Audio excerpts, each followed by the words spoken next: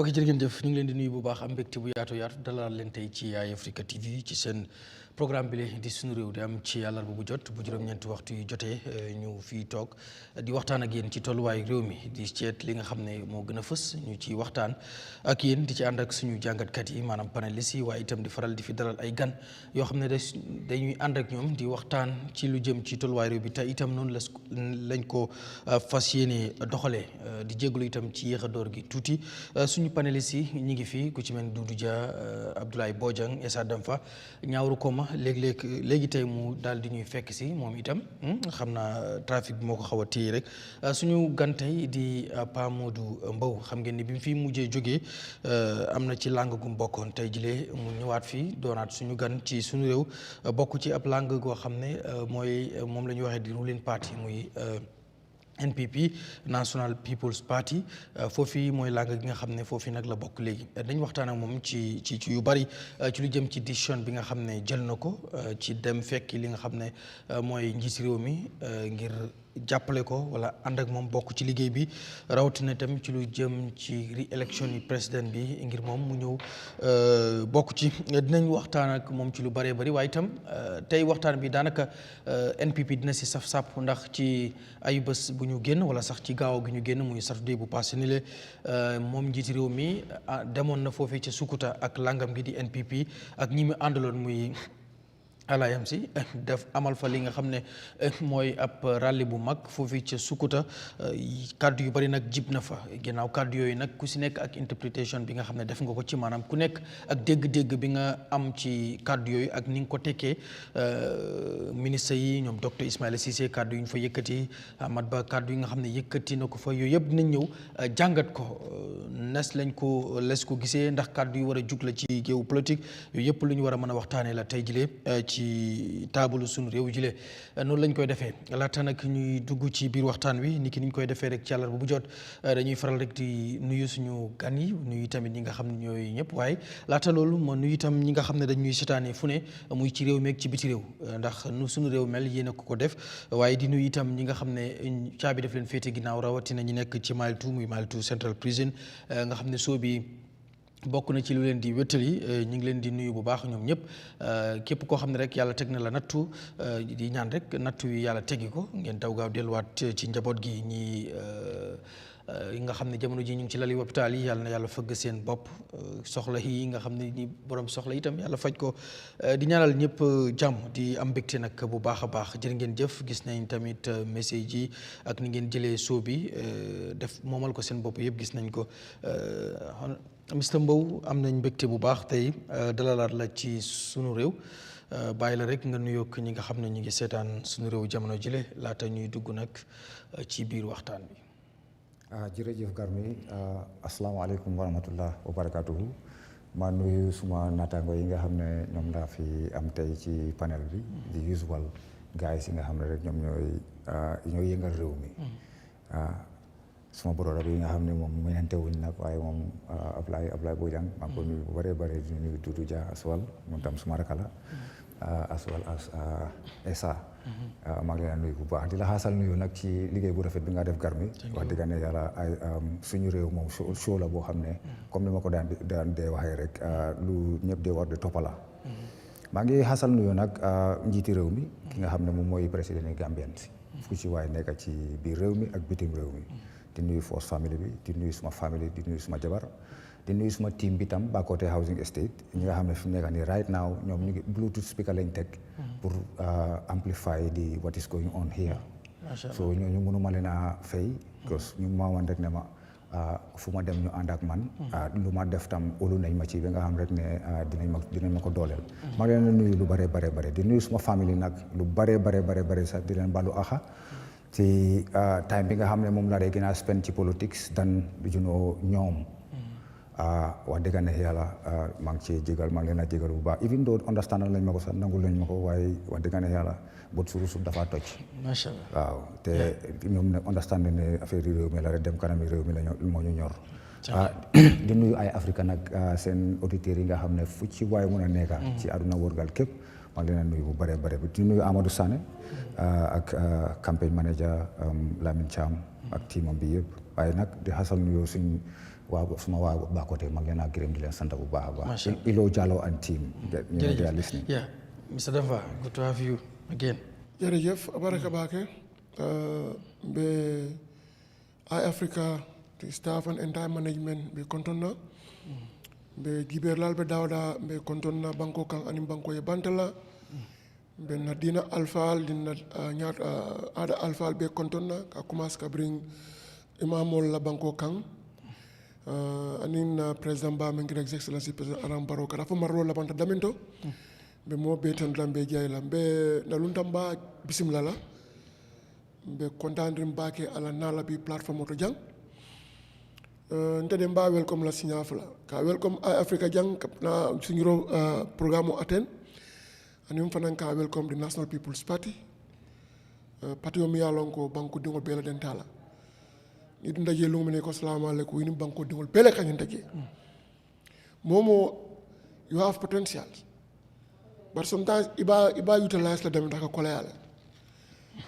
ilondo bebulu fero bebulu bari platform to utilize it is difficult ikado ja kana masakunda kan amanke mol kam mi ko kana fenginol esa nuyo rek la la wax de ya dem de so ma ngi kon ma emale ko fi yes ma emale ko fi ma nuyu ko okay. Diko bismillah di nuyu tamit mo nata ngoy nek ci panel bi min keta Mr Bojang Sankaranka ni Mr Doudou Dia ñawur ko ma fana ma futa folo mbaten la ma je mbede fonten le mu jaatodi ala baraka fon ko ñaato. Thank you Mr Bojang. jërëjëf ñu ngi nuyu ñëpp di dalal suñu gan bi Mr Mbowe di nuyu ñëpp fan si home and abroad di nuyu suñu families our parents wives and everybody di nuyu Eyeafrica di ñaan Gambia ni tamit ñu ñaanal waa Eyeafrica Lamin and everybody you all are doing a great job for the country yàlla def seen media bi dem kaw a kaw yéen tamit si soxla bu ngeen nekk yàlla def mu gën a yomba di nuyu ñëpp di ñaan nag ñu nga xam ne ñoo amee baatige wala amee place kilifa and so opposition or ruling party yàlla def liggéey bi gën a oyof pour mun a yóbbu dëkk bi come on Mr Danfa mbiye kontonna and of course brother Doudou Dia and Nyaw and everybody and the entire Eyeafrica panelists Mel Bijang and Mel Mantaka Jang thank you so very much Garmi. Thank you Mr Dia. Jërëjëf Garmi di gërëm di la sant baax ci dalal bi ñu dalal beneen Sunu Réew programme di nuyu mbokki seetaankat yi soppe programme bi fu waay mën a ne ñu ngi laa jox sa wàccuwaay mbégte kontaante ñu dellu si waat fii waxtaane li nga xam ne mooy xew-xew yi ci réew mi di nuyu suma naataango yi nga xam ne mu ñoom laa ko seexal programme bi Bojang Sankaranka maa ngi ko nuyu baax a baax Essa Danfa moo ko dee ànda bu yàgg la di ko ziar tey nag suñ gan moom ku siiw la ñu bari xam nañ ko ngir du rek wàllu politique waaye yàgg naa yëngu ci réewi Gambia def fi lu bari man nag suma mag la parce que dama yaroo Bakote tam moo suma mag ñoo daan jëflanteel ñu jox ma cër bu mag loo xam ne du rek politique moo ñu boole sañ naa wax ne sa mbokkoo si la bokka kon di wax ne rek am ko fii tey mu teew fii mbégte la te xam naa ne dinañ jàngal lu bari si moom. macha allah ngoog su ko defee rek Mr Mbowe ñu dooree ko si dañ jekk saay rek gis sa photo ak président bi ñu gis ne join nga NPP mu jur nag réaction yu bari ñu bari ak am ñu bari ñu doon ne xaaruñ ko woon mais parce que gis nañ bokkoon nga si biggest critics yu président bi ak government am bi ba ñu toog nga dem correction bi ñëw mooy lu soppeeku ci diggante bi ndax président bi dafa tàmbalee doxal loo xam ne xëy na yow toog nga gis ne lii moo taxoon ànduloog moom waaye gis nga léegi yoon bu mu tegu yow sa gis-gis ci wàllu politique ak tamit ci wàllu développement jàpp nga ni waaw wala lu xew am na ñu bëri jàpp nañu tamit ndax du luñ toog ñu annonce wala Jammeh si boobu annonce ne yow da nga bokk si ñuy dàq si parti bi nga bëgg a fayantoog moom moo tax nga dem NPP bu doon ko ne ko bu nekkut fii nekk fële décision bi ñu bëri bëgg nañ xam lan la moo tax ndax ñu bari dañ musuñu foog wala yaakaar ne dinañ toog dégg Pa Modou Mbowe join président Barrow ak NPP. waaw Karami jërëjëf xam naa ne question bi moom moo nekk si laamiñ nit ñi fi mu nekk nii most of them they wanted to know but it's nothing major transfer window bi moo ibbeeku moom laa ibbi te du man kenn rek ay ñëw yow moo man kenn I'm coming with people because I work with people right and that's countrywide so du Pa Modou Mbowe rek a ñëw join NPP Pa Modou kéem dama ibbi transfer window bi putting jokes aside yes décision bu ma jël la you know after boo xam ne nekkuma ci parti so foog naa ne am na right dem any other party bu am suma ité te feel like ne it na mun naa def a little contribution to ñoom li nga xam ne loolu la ñu def suñ ma approché itam you know alhamdulilah rabbil alamin yàlla def nag mu nekk NPP te mu nekk di ruling party te dëgga comme ni nga ko waxee yow si sa question bi ne ñu yàgga nañ koo criticize nekkoon nañ a strong critic yes of course but it was constructive comme tey ñi toog si panel bi fii tey soo toogee nga déglu Ablaye Bojang mu wax da nga foog ne dafa mer sax waaye fekk dëgg la moo wax li moo wax is constructive so you have to listen to your critics su ko defee nga mun a learn from them at least nga mun a jël benn ak ñaar yi nga xam ne at least nit nga pour liggéeyal loolu because loolu yàgg na fi nit ki di criticize you know a ruling party then afterwards nga ñëw join ko that's no problem sakatuma la man in my case man suma loyalty dafa dem ba jeex di man dama loyal ba loyal fu loyal nekkul so obviously ba ñu terminate ma génnee ma si parti bi nga xam ne man foofu laa nekkoon help build ko to what it is today so su fekkee ne dama outstay suma welcome somebody else will be sitting down there you know hey you listen this guy I like this guy I want to work with him what's wrong with that there's nothing absolutely wrong with that te dama pare pour liggéey ak président Barrow 110% loyalty bu mu musoon a jox anybody that's the loyalty I'm gonna give him because man awma leneen lu dul loyalty awma leneen lu dul bëgg suma réew awma leneen lu dul suma integrity te loolu dama ko sàmm ba mu jeex takk comme brain or sign NPP nag ñëw naa fa ci bismillahi rahmani rahim te comme ni ma la ko waxee ñëw ma man kenn waa CRR ak ma xaar waa URR ak ma xaar waa KM waxe noppi comme wax naa la ko léegi suma introduction bi rek ne xale yu góor yaa ngi toog ñu def emuñ si seetaan télé bi rek waaye dañ si bluetooth speaker teg ko just to amplify it so that means that you know they are glorified su dul dara sax unity is coming within my environment and that alone is priceless. ba tey décision bi naka la ñëwee because ok xam nañ ne toog nga bokkuloo ci benn parti balaa sax notre alliance seen leader bi ex-président Jammeh di la daxa yow resign on nga as their spokesperson waaye teewul still now member woon nga foofu noonu but after bi ñu la daxee nga toog lu yàgga waxuloo joxewuloo benn interview décision bi naka la ñëwee parti si bari nañ ok nekkuloo si parti bi but nekkul NPP rek moo fi nekk parti si bari nañ nan la décision bi ñëwee ndax NPP ñoo la approach wala am na different parti si la doon approach after nga toog waxtaan ak sa nit ñi wala yaa toog rek feel like ne ok NPP laa bëgg a dem ak ñu bari ñoo xam ne sax ñu ngi challenge sa décision bi ne fu réew mi toll nii ku mel ni moom gisut nu ñu war a seefee réew mi dem si yeneen political parties di dem join NPP décision bi bëgg nañ nga naka la dikkee dañ la approche yaa toog waxtaan ak say nit ñu ne la NPP daal nga war a dem. naka la waaw xam nga ne loolu mu approche rek la mën a nekk ok te maa ngi see gërëm tam suma xale yi comme ni ma la ko waxee rek ñoom seen excitement ba léegi they are still buzzing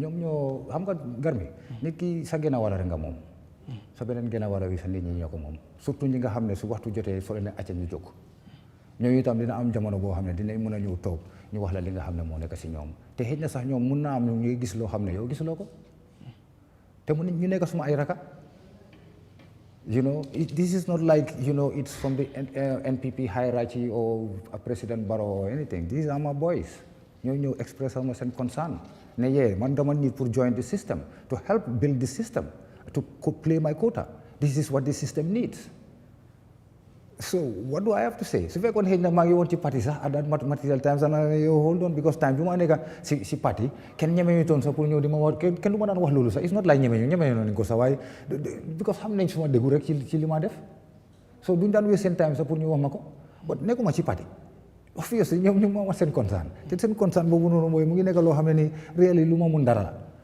la booy garmi lu munut ku munut bawu ñu ne lu yaaxu yow la waaye boobu mu ne itam defuloo lu yàqu sa loxo ca waaw décision boobu noonu jógee wut fenn si xayra ci de ci suma boy si la jógee Ilo Jallow naka lañ ko waxati Alaji Sarr Francis Prera koo xam ne ni xëy na yow doo ko consider sa in NPP these are the people who came to my house constantly di ma wan seen bébét di ma wax li nga xam ne ñoom loolu lañ bëgg ci man loolu lañ bëgg gis ci man te ñu nekk suma ay gànnaaw ñu nekk suma ay raka yoo xam ne maa ngi gisee ak ñoom every day li ci ëpp ci guddi gi oo xëj na ci evening time bi suñ paree li ñoo def yëpp ñun ñoo nekk together andi waxtaan bi affaire yi dem kanam yi réew mi so obviously ñooñu suñ ñëwee with this idea and I have nothing to do but to accept it. so kan moo facilitate sa dem Amadou Sané waaw moom moo facilité loolu moom asema rofak dafa ñëw ba suma kër bi ko gars yi waxee joxe information bi mu ne ma pas doo ñëw fenn I will come to you maa ngi ko gërëm di ko sant bu baax a baax mu cëral ma bu baax a baax ñëw ba suma kër toog si suma salle bi wan ma seen interest wan ma ne ma pare nañ pour yóbbu ma ci président Barrow at Mankamangunda which I agreed to and he facilitated it to apply Cham who was the deputy campaign manager moom moo ñëw jël suma kër ak boy si ñu dem Mankamangunda. ok lan la Pa Modou mun a aat ci NPP ñëw nga comme yaa ngi koy wax ne da ngay loyal ci moom 110%. yes xëy na nit ñu koy dégg mais bi yow because kenn mënut a xam lu nekk sa xol bi nag nga ko gëmee waaye ñuy wax ne politicien moo waxaat rek su ñu xool naka lay jëm but fii nii nan la Pa Modou war a mën a jàppale NPP bokk ci xeex bi because of président bi lu mu bëgg mooy ñu re-elect ko in 2026 opposition bi fas yéene pour may ko dara ci élection yooyu yow nan nga ci mën a participer ndax tey boo xoolee bi ngay ñëw after presidential election yi national assembly election local government election yi fi am yëpp boo xoolee li président bi bëggoon amul ko maanaam ndomba yu mu amoon ci presidential election bi dafa tàmbale woon drop yeneen election yu tomb yëpp comme mu mel ni président bi si boppam mu ngi tàmbale woon drop ci wàllu election comme nu ko gars yi di analyser yow nga dugga si date kii nuñ ko cee waxatee sax si groupe boobu léegi yow noo mën a def ba jàpp si lan nga foog ndax lu yomb la ndax am nga candidate boo xam ne ku war a mun a yomba yóbbu la ci kaw. well lu difficult lu mënut a nekk lu difficult sax. wax dëgg yàlla because MPP already ñoom they have their manifestos they have the road map for 2026 si loolu la ñoo liggéey rek su fekkee ne pour indi nit ñi la moom already start nañ ko di te dafa start buñ liggéey sax di ma ne la nit ñi ñu ñoo xaar si araar am na ñu ñoo xaar yu araar maa ngi si télévision di waxati de ñu ngi toog di xaar pour ma dem jëli leen ñu indi leen am na ñoo xam ne ñu ngi si diaspora bi so pour isi nit ñi MPP is not a problem li nekk li fa MPP waa MPP li ma fekk MPP nag te ñoom ñu teg ko pour liggéey ko si loolu lay bokk ànd ak ñoom soo béyee rek lañ ko def dañoo def digga rek jóg rek rôle suñu si rek liggéey def nañ ko foo xam ne dara nekku fa woon kayit nekku fa woon dara nekku fa woon moto nekku fa dara bank account dara ñu indi fa juróomi député ak 8 councillors wallahi ci digg bëccëg dara kama and everybody knows that the whole world knows that if we can do it there with limited with no resources whatsoever because suñ national assembly elections suñ candidates we are given $16,000 that's nothing loolu du campagne loolu du ataaya sax pour time campagne but that's what the party gives to the candidates and that they won through our efforts you understand waxatuma la nag an incumbent koo xam ne mu ngi am all the machineries all the facilities to go out there and do a decent campaign decent proper and decent campaign. dinañ ñëw si loolu ci proper decent campaign bi because of dafa mel ni lu xewoon Sukuta tamit loolu mën nañ cee waxtaan ci kanam ma ñëw pour panélistes yi ñoom tamit ñu react Mr Damfa NPP am na ku bees muy Pa Modou Mbowe xam nga am na expérience. am na ñu bees. non but fii nii Pa Modou Mbowe lañ mën a indi waaye xëy na waaw Pa Modou Mbowe ak ñu mu àndal so but Pa Modou Mbowe ñëw na NPP ndax foog nga ne ñëw na si right time because of NPP ñu bari ñu ngi jàpp ne nguur gi fi nekk nguuru NPP la te yu bari doxut dund bi seer na ñu ngi tuumaal fii ci corruption ci nangam ñu bari jàpp ne nguur gu ñu war a change la ndax moom foog nga ne ñëw na ci right time ci parti boo xam ne foofu la nit ñi war a jublu. jërëjëf abaraka baake garmi Pa Modou nga am rek sura ko imane ko moy yes that's good. I cannot respond. Yes. Benn contrôle drôle ya contrôle man ni so sa mbe continuer la ni ya jen kay nga welcome NPP mon patiol mi alon ko mo buke siso kon ko delta banku dingol bela patiol because patiol lo tanyame nga fa genn si nya jama na president o mimbe nun jang mimbe nun president o mimbe mbulu na parti leader nun do independent wolam parti table so ala famurla apata parlemento e bunda soro mol le kamfare ko mbe parti o lola ya nyatunga ngas to mi people sto ke mo banko pe kantara da wore ka ko ele parti o la ko man na pe ka ele parti o lo mfutata ajo to ko so I agree wala the last minute I parti o register December 2020 banko dingol la kan so is bottom top approach mo la ta kan pati olo oto mo bele kanyenta ji mo ni ko salam alek drong ene mini be ben Dakar in 2020 al bele kayent andun ka diam min ko lolam Pa Modou te Pa Modou mbo manke mon dindi Gambia la politiko kono nimba tonya fa lañu pati ol min bebe yam pati o bebe la flali ka sori la pati oto pari ale NPP la harije Pa Modou be falingo min nat la NPP development o min birin Dr Ismaila nata kal alliance nin dol be panelo ro wolu atan be media iko ha de mala be na ngimbe men kala bari bi ala impact banko be alon memi foka nyangolam kunu ibo Modou gi kan ay londo soto ay famo soto ay politiko no ala feka mol nafa ka mol makoy but the platform abadaminto ata kenola so banko fala be foka wona fa bela. But you can do it there. You have the platform, ruling party, state machineries begin. You can impact, you can develop, or you can contribute your quota to the development of the country. Not because of the mira. In fact, honey, a process of government. Near your hundred dollars later, that's will killing Dundi. You might profit sort of. Banku don't let profit sort of. So people like Pa Modou, he has potentials, he has political clout, and he has experience. Me as a political kono, party all belebe sula regala. Betem momento. Pari anara sula kono, anara party all de miya longo fana gele gerte kana, because ibe do ko kela, ye banku di won nafa, ye party on nafa, ye banku on nafa. Ngabar wala ko marita do de miya longo, yo fala ninga soto, megi ne kela.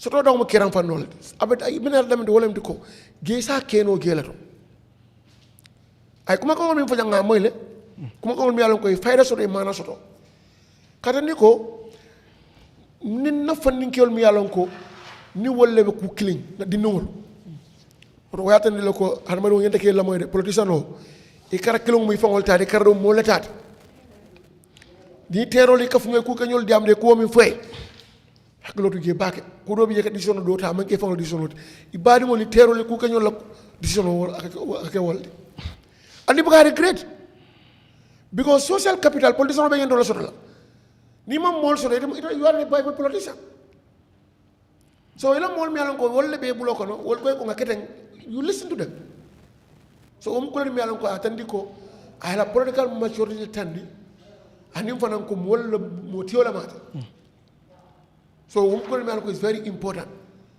fulan janga ko ay existing manifesto la tara patio bulu patio la fatan wala maintenant he will come and add his value and voice to that. We move on. Mbaftan la ko bi NPP surarim momola, be surarim pa modum bo ñewon sifale karame momola. Because ngala ko he will add value. And the party is very open. Fem fem be bul londo to hakilo to miro to, we need it. Iman ka lundan digé kala ko ma jibe ko tenke ñaata bu ndal doro ini mo bele kay parti mi yalon ko bele ndi ko president wala fo down duma mo bele kay ndaje bi fe nga feyte ya mira nda sa parti sama ñaato you are highly welcome kana si ko ko but wala you are there and then you are at the forefront. Yeah, thank you. Yeah, Mr. Bojang, lan mooy sa réaction ci Pa Modou move bu mu def, but the question is ñu bari dañ ne ndax is the right time fu réew mi toll ñu war a dem élection wax ji ñu bari am ñu jàpp ne government bi ak partem bi waruñ leen a joxaat another time because of jàpp nañ ne am na yenn promise yu bari yoo xam ne fulfilluñ ko ak fi réew mi toll dañu war a test another passing. But moom mu ñoo join the ruling party yaakaar ne war nañoo mën a continuer mbir mi yow nan nga koy jàngatee ak tamit kum doon because gis naa ko bind ne koo xam ne Lamin Tamba APRC mu bind ne APRC moo ñàkk NPP moo win because of ku mel ni Pa Modou Mbowe dem ci NPP plus la and it is a big plus yow ban jàngat nga siy def. waaw jërëjëf de Lamin Tamba lu moo dégg la soo xamee nit ki you know lan moo value am ak lan la mun ak lan la munut soo ko ñàkkee yow ku ko xam danga day xam ne am na li ma ñàkk balaa ma ñëw si loolu kii papaam contribute na si suma life passionately daf ma motiver daf ma inspire in fact moom ak Mr. Diba they are the people that were assigned to coach me when I started business by a very senior individual and a highly respected Gambian. And they have done tremendously well. And one of the things I take from his dad is recitation of Quran. You know, Ganyuna yella jegal ko joko janatul firdaus. So I don't doubt his value, I don't doubt his family, I don't doubt what he could do and so on. Politically, I don't think it's a smart move, leaving our party, which is APRC. But he has the right to... Yes, let's put it that way. And that is one of the things I don't agree generally with the party leadership. You know, sending away National Assembly members, and no, I don't think that's the best thing, you know. There could be ways we go around arranging certain stuff and see how we compromise on certain things if there are issues.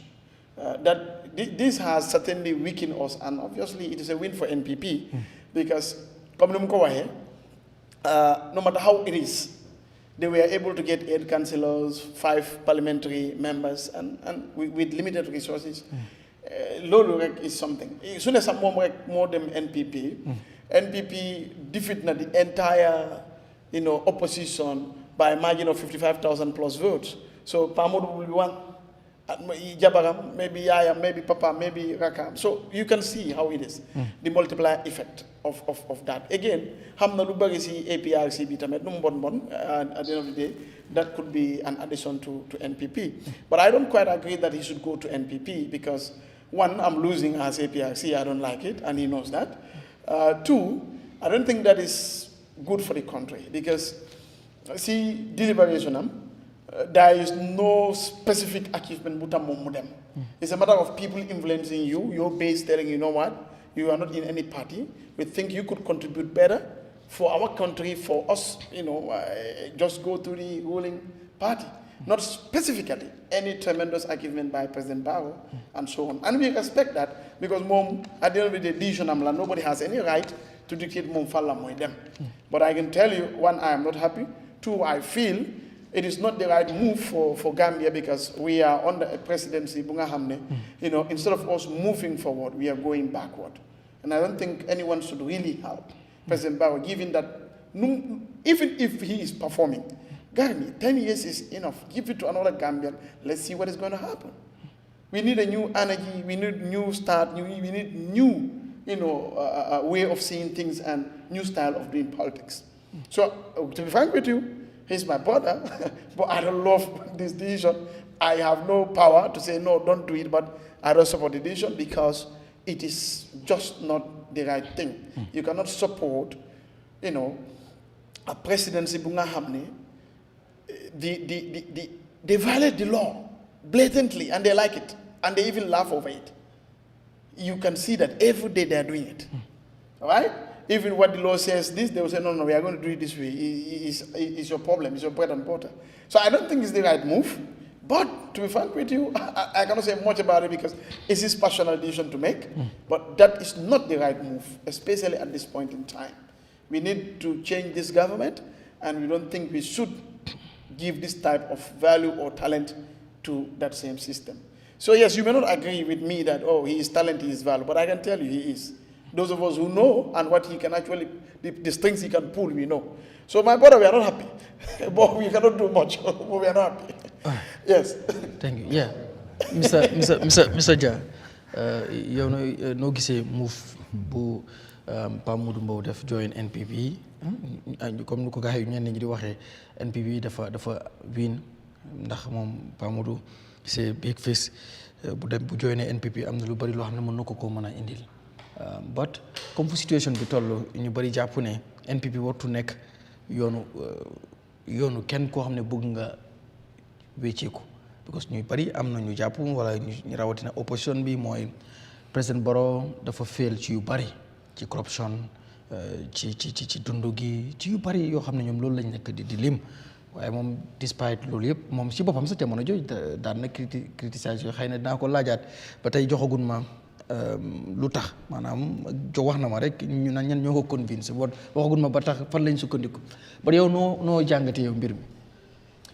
jërëjëf mu doon loo xam ne si fànn yu bari lañ ko mën a xool politique lañ wax ñaari boor la koñ la rek bii nga gis nga Philippe ko nga gis beneen comme li ma wax rek suñu waxee politique jongante la ci kan mooy am maanaam dogal pour kilif réew bi nga dogal ak li nga xam ne mooy koom-koomi réew mi ñoo dajale ne xaalis baa ngi nii kan mooy doon ki nga xam ne mooy séddale seet naka lañ ko defaree ci réew mi nguur bi ci loolu la ne am na autorité and resources yu dëkk bi am moom mooy seet moo nekk ci boppa bi pour doxal ko opposition bi ci biti moom tam autorité la moo ut moo tax mu ne jox leen ma réew ngir lan mu nekk in charge ñu jox ko resources bi mu doxal lu ci ëppa ku nekk ci biti ñaare daf laa ne kii nekkul di liggéey deful dara yaakaar na lii moom loolu rek la moo gis pour lan mooy jógal ma toog la wala génnal ma duga so lii mooy di effect of politique ki nekk ci biir nag léegi-léegi moom lim xam liy dox na laa nettali lu bari xaalis bi fii lañ ko dugal kii lii la def kële lii la def so nangu ak bañ moo fa nekk so politique moom dëkk yu bari soo fa demee nii nga ko gisee waaye amul benn dëkk ci àddina bi ne juddu réewam luñ soxla lépp defal leen ko wala mu jox leen ko loolu mënta ne ak lu alal bari nit ki léegi-léegi nga defaral ko waaye doy lu wut loo ko liggéeyal yëpp moom gisul ko lim bugga ak loo ko jox du loolu so doomi aadama moo bindoo noonu ñëw ci suma broda Pa Modou képp koo xam ne dem na ba nekk candidate en moom candidate coom maanaam ci région la boo xam ne KM politique gënu tare politique yi KMC comme ngay sàkku pour nekk mayor dañ dee wax ne Kanifing municipality mooy the University of Politics foofu la taxaw am na ñu bari ñoo xam ne génn nañ ànd ak moom ñu sànnil ko karta kon kooku am na mbooloo am na ñu ko toppa ndax ñëpp dinañ sax ak yow loolu leneen la waaye am na ñu nekk ci gannaawam comme ni ma ko waxee sudut politique rek yàgg na di def lu bari ci réew mi soo ne Pa Modou Mbowe nekkut nit koo xam ne ku tuuti la kon bépp parti boo xam ne am na ko yokkute la pour moom loolu soppulos la loolu nit du ko mun a werante soo demee yow kenn rek am na loo yokka ci parti bi waaye surtout du yow rek yow ak ñeneen loolu moom yokkute la loolu lañ cee war a mun a gis waaye ñun suñu réew fii bari na ne tey fii nga bokka di ci liggéey def lu bari ëllëg ñu gis la feneen ñu ne démba yaa fi waxoon lii wala lu tax wax lii lii wala lu tax nga def nangam dafa mel ni ba tey dañ dee desee understand li nga xam ne moom mooy politique na loolu dinañ ci ñëw ci kanam waaye man maa ngi koo wax ngàcce ngaalaama ne nit ki yaa moom sa boppa foo gis ne foofu nga bugg a dem maanaam mun nga faa dem di nga éene pour liggéey ñaan mu yomba ak moom pour mu war koo mun a def waaye bés bu lu man ak yi ñoo ma yar te dañ ma ne bés bu nekkadul dimanche every day is not Sunday so nit ki doo mun a ne ci li laa la nga am rek ci lii lay déedéet des na luy dox surtout dañ nekk ci politique bi nga xam ne politique yi tey ak démba dafa utee nit ki soo bokkee ci dara fulaluñ la faalewuñ la su la keneen ñëwee ibil la bunta woon ne la kaay lu tax doo dem waaw fi nga nekk ñoo la waroon a téye liggéey ak yow li nga soxla lépp ñu jox la ko su boobaa di nga toog ne du ma dem fenn waaye mënuloo toog nag nit ki kenn faalewu ko nga ne du dem fenn na toog foofu rek déedéet loolu tam mënta nekk yes ñaawru ñëw na ñaawru maa ngi lay nuyu xam naa sa time nuyoo bi moom passé na léegi damaa ñëw rek laaj la question straight si sa biir time na boo si nuyoo dina loolu yow la anyway so kontaan nañu amaat la ñaawru annoncé nañ ne sax yaa ngi ci yoon bi but question bi laay ñëwee after nga nuyoo waale benn yoon yaa ngi fekk si discussion bi Pa Modou Mbowe dafa dem NPP comme ñaawru yow question bu ma la laaj mooy bu ñu gisee léegi ñeneen ñi di dem si ruling party bi bu yàggu nii rek gis nañ ñu ne NPP receive nañ ñu bëree bëri lu toll si 804 ñoo xam ne dañ jugee ci opposition bi ñëw si moom ak nuñ gisee opposition bi nuñ nekkee gum jamono jile kii moo wax lii kii moo def lii ndax lii nekkul di gën a galvanize di ruling party di néewal doole tamit opposition bi rawatina tamit nan ngay jàngatee Pa Modou Mbowe join bi nga xam ne join na ko NPP.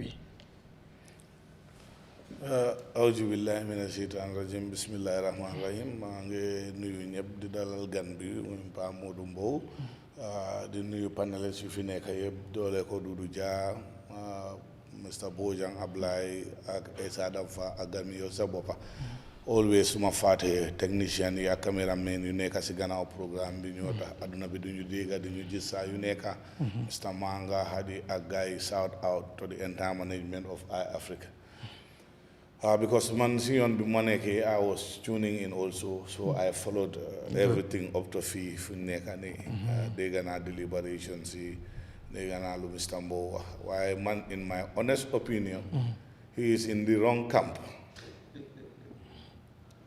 because xam nga dëkk bi fuñ toolu nii ku bugga réew bi rek oo nga bugga liggéey du NPP doo fa liggéey amu fa to be kan su ma ne liggéey amu fa literally meaning not ne nit yi duñ dem liggéey oo doo am opportunity pour def dara su ma ne liggéey amu fa dëkk bi fuñ toolu nii is at a crossroad of recent 2026 budget buñ jógee lim léegi is disheartening Gambian mi war a toog budget boo xam ne 13.86 million for debt service 6.89 billion dollars for only interest. That is nearly equivalent to what is allocated for the three key components of this country's economy. That is agriculture, health and education. So len dajale lu len allocated is 10 billion. So if only interest on them is 6.89 billion, so the MNC group, what are you expecting? You are not expecting progress. And it is not just an abstract or dafa nek lo xamne is a small amount. No. If you look at 13.89 billion plus 6.89 billion dollars, it's about 31% of the 59.6 billion being approved for the budget. 31% of the budget is gone into thin air. Yet still, that is not stopping nguur bobu ñuy defaat internal borrowing to the tune of 7 billion again for 2026. Fan la ñoo jëm. Imagine a country ñoo xam ne ñun ne dañ bugg a liggéey. Because I had Pa Modou on several platforms, dama ko di déggal lu mu amal youth bi. Even during when he was a candidate in the KM mayoral, and before that, I used to hear him say things about the country. And obviously, knowing him, the person is Yeah, I cannot say it's not true that he doesn't have those things because he has been saying it for a long time. But with the current atmosphere from them, I bet he cannot do anything for the youth of this country like he wished. Because the youth of this country, listen very carefully, it's a food for thought. The entire budget, 146 million for youth and sport, not youth alone. For youth and sport. Are we discussing budget? No, this is Dudu. Yes. Whatever we are discussing here, we're talking about Modou going to a political party. We're talking about reason you want to join the political party. And the most important about that is the budget. You know what budget more important. Because it dictates what we eat, how we eat, when we go to the hospital, how we get our drugs. When we go to the market, it influences the price of everything. It's this budget we're talking about. So anybody could just budget bobu. Tell us about lan ngay wax. Pa Modou lu mu wax ak man li ma xam muy def mooy ne dafa bëgg a ndawloo doolewuloo ndaw yi fii. Ndaw yi doo leen mën a doole the atmosphere under the NPP. Amut. The youth and sport, I mean, they are allocated 146 million. 146 million represents 0.34 of the entire budget. That is disheartening. Lolo is a non-starter in any developed or underdeveloped country. When you mean serious business. When you look at the youth corps, nangane ndaw yi ñoy 6 témèr bu nekk. Juroom benn fukk ak juroom lum ndaw la. Median age bi average age of a Gambian is 19. Yo, sa budget dépasse li nga enel ñooñu si at buy ñëw 146. I can bet you only the senior national team 5 games will consume 146 million. Sport kese. Basketball ñëwut.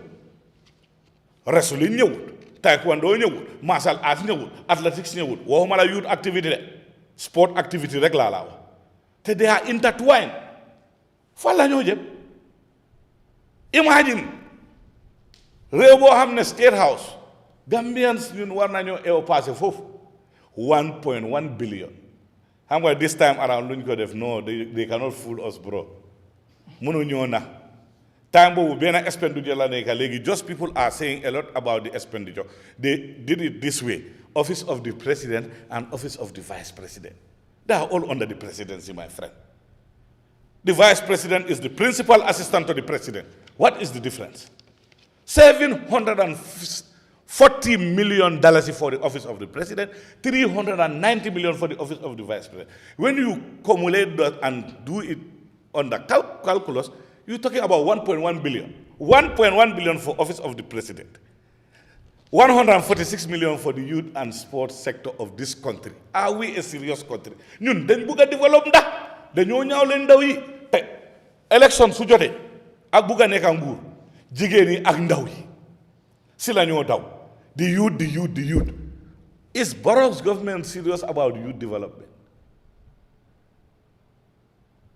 Is Barro's government serious about youth development? I say no. Mënuloo maa woon dara. Budget mooy xalaat nguur gi nu moo doxalee réew mi si at buy ñëw si at yu romani soo xoolee even debt service bi is a 22% increment from the initial debt service. What is happening in this country?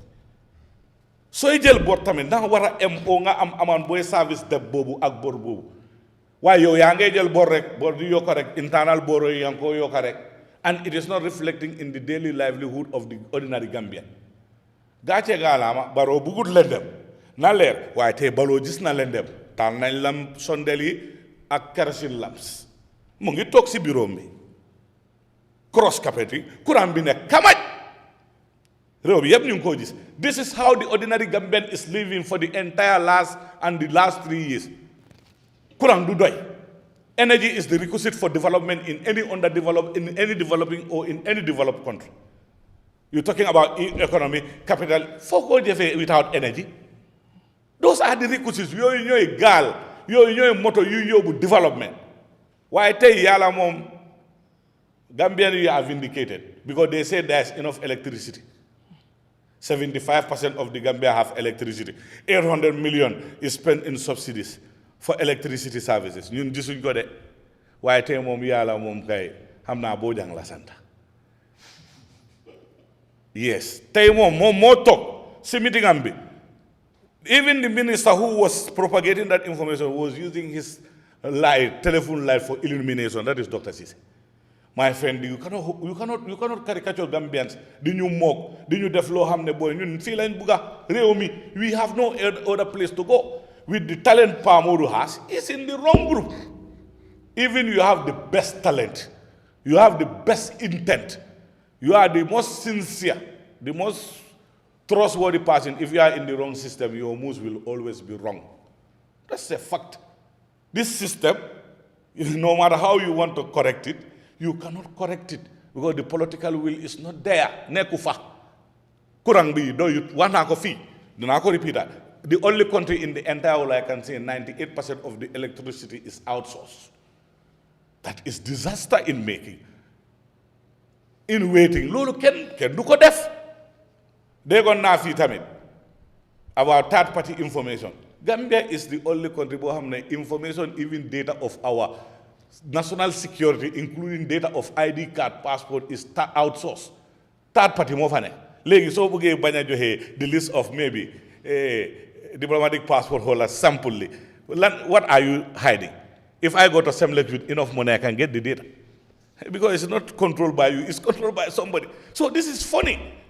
Gambian, you want to know on personal level, Bobo Mon. Linyowa. Ah? Ngade? Pour ma dem. Yo. Linga wara def. Man, lima fok, linga wara def. If you mean to support the Gambian youth, you cannot join a system that is already rogue. You have many political parties in this country. That has a no, man, I'm not to tell him go to this political party. But what I'm telling him, the wrong decision of joining the incumbent low liwa. But there are enough political parties here with enough agendas and you have with responsible ideas that you've seen, that people are saying. But Lena Mumfa mom, could join NPP mom, will wax réew mi. So join NPP, will wax interest réew mi. Man mako wax. Respected. Yes. I have reasons and lima wa fi moy reason ken munu ko refute. No, bul wax ne ken munu ko refute. Okay. You are entitled. I'm not entitled. I'm not yo xamne. No so bëgge ken munu ko refute. Dafa nek dafa ko mëna dimbali. No way boy bul ya hawatan nak. Bul nek ken munu ko refute. Mané so ñëwé sa time. Li nga bëgga wax nga wax ko. Waye suma wax xam nga li def day is suma interjecté ñun time buñ ñu jox you have spoken more than that. Yow da nga nuyo fi man nuyo ma. So suma ñëwee man yow may wax time bi la jox tamit man continue li ma wax mooy ne suma ne kenn mënu koo teggi luñ binda in black and white kenn mënu koo teggi that is a fact lu budget bi wax yow mën nga koo teggi kenn mënu ko fee teggi budget bi mu ne déedéet loolu lay man si loolu lay wax man ban parti la la laaj di wax fii man ban parti la la laaj dama ne ban parti nga bëgg ma dem déedéet dama la ne you have options fii dañ ne war we need a concerted opposition. The government that is now is not a government that anybody should go to. So far, it's not the interest of the Gambia. Is in line with what Mr. Mbowe, you are a grown-up, you are a respected guy. Man, dumala muna wa party bi nga dem de. While Lena munna ko wa. Mo ne ku dem NPP dem lo fa pour interest réew mi. Thank you. Lola fa yóbbu sa digante ak Yàlla xam nga ko. That is more important. While number you ma wa fi, a figure you ma wa fi, they are not cooked figures. Okay. They are not ones written by me. Someone can munu ko tegi yo ila because we talk about facts, figures and numbers. Yo mun loko why? Thank you. L'hôpital bi fi mune amut garab. Yo nga ne da ma jo 5 point something million for l'hôpital. 1.1 million for the office of the billion for office of the president. 146 million for the entire Gambian youth and sports sector. Thank you think we are not a banana republic? Thank you. Tell me what type of state is that? Thank you. Yes. Mr. Mbowe. Yes. Gis nga ñaawru moom ñii yëpp jàngat nañ waaye ñaawru moom dafa mel ni ku àndut wala sax ne comme sa décision bi nga xam ne jël pour join NPP wax na yu bari xëy na sax tudd na budget bi loo xam ne dañ ci def sa special programme because bëgg nañ indi ay expert ci wàllu mbir yooyu pour ñu mën cee gën a mën a waxtaan because sunu réew noonu la dee doxee but jàpp na ne lu xew fii nii yëpp dégg nga lu mu wax mbir yu light mbir yu yeneen ak yeneen soo mu jàpp ne comme yow da nga join di wrong camp bi nga déggee mu wax léegi est-ce que ça doo change sa mind after mënuma wax ban moo kaama right di pour ma dem foofu he can't tell me that so yow kon mënuloo ma advice I will not take it I'm really sorry man su ma waxoon ne ma demal place sangam foofu lii agenda bi lii la lale naa jël advice bi waaye doo ma wax ne ma bàyyil fii fi nga dem you know fii mais dafa bëgg nga join UDP wal na wax loolu tudda safara du la ka gémmiñ tudda safara moo lakut gémmiñ mu ne ma ne demal nga join UDP waaye bu ma toog di ma génne loo si mbedd waaye everybody here know that okay man opposition la te man I not engage Pa Modou pour mu ñëw suñu parti no it's not anybody's time Esa don't interfere don't tell me that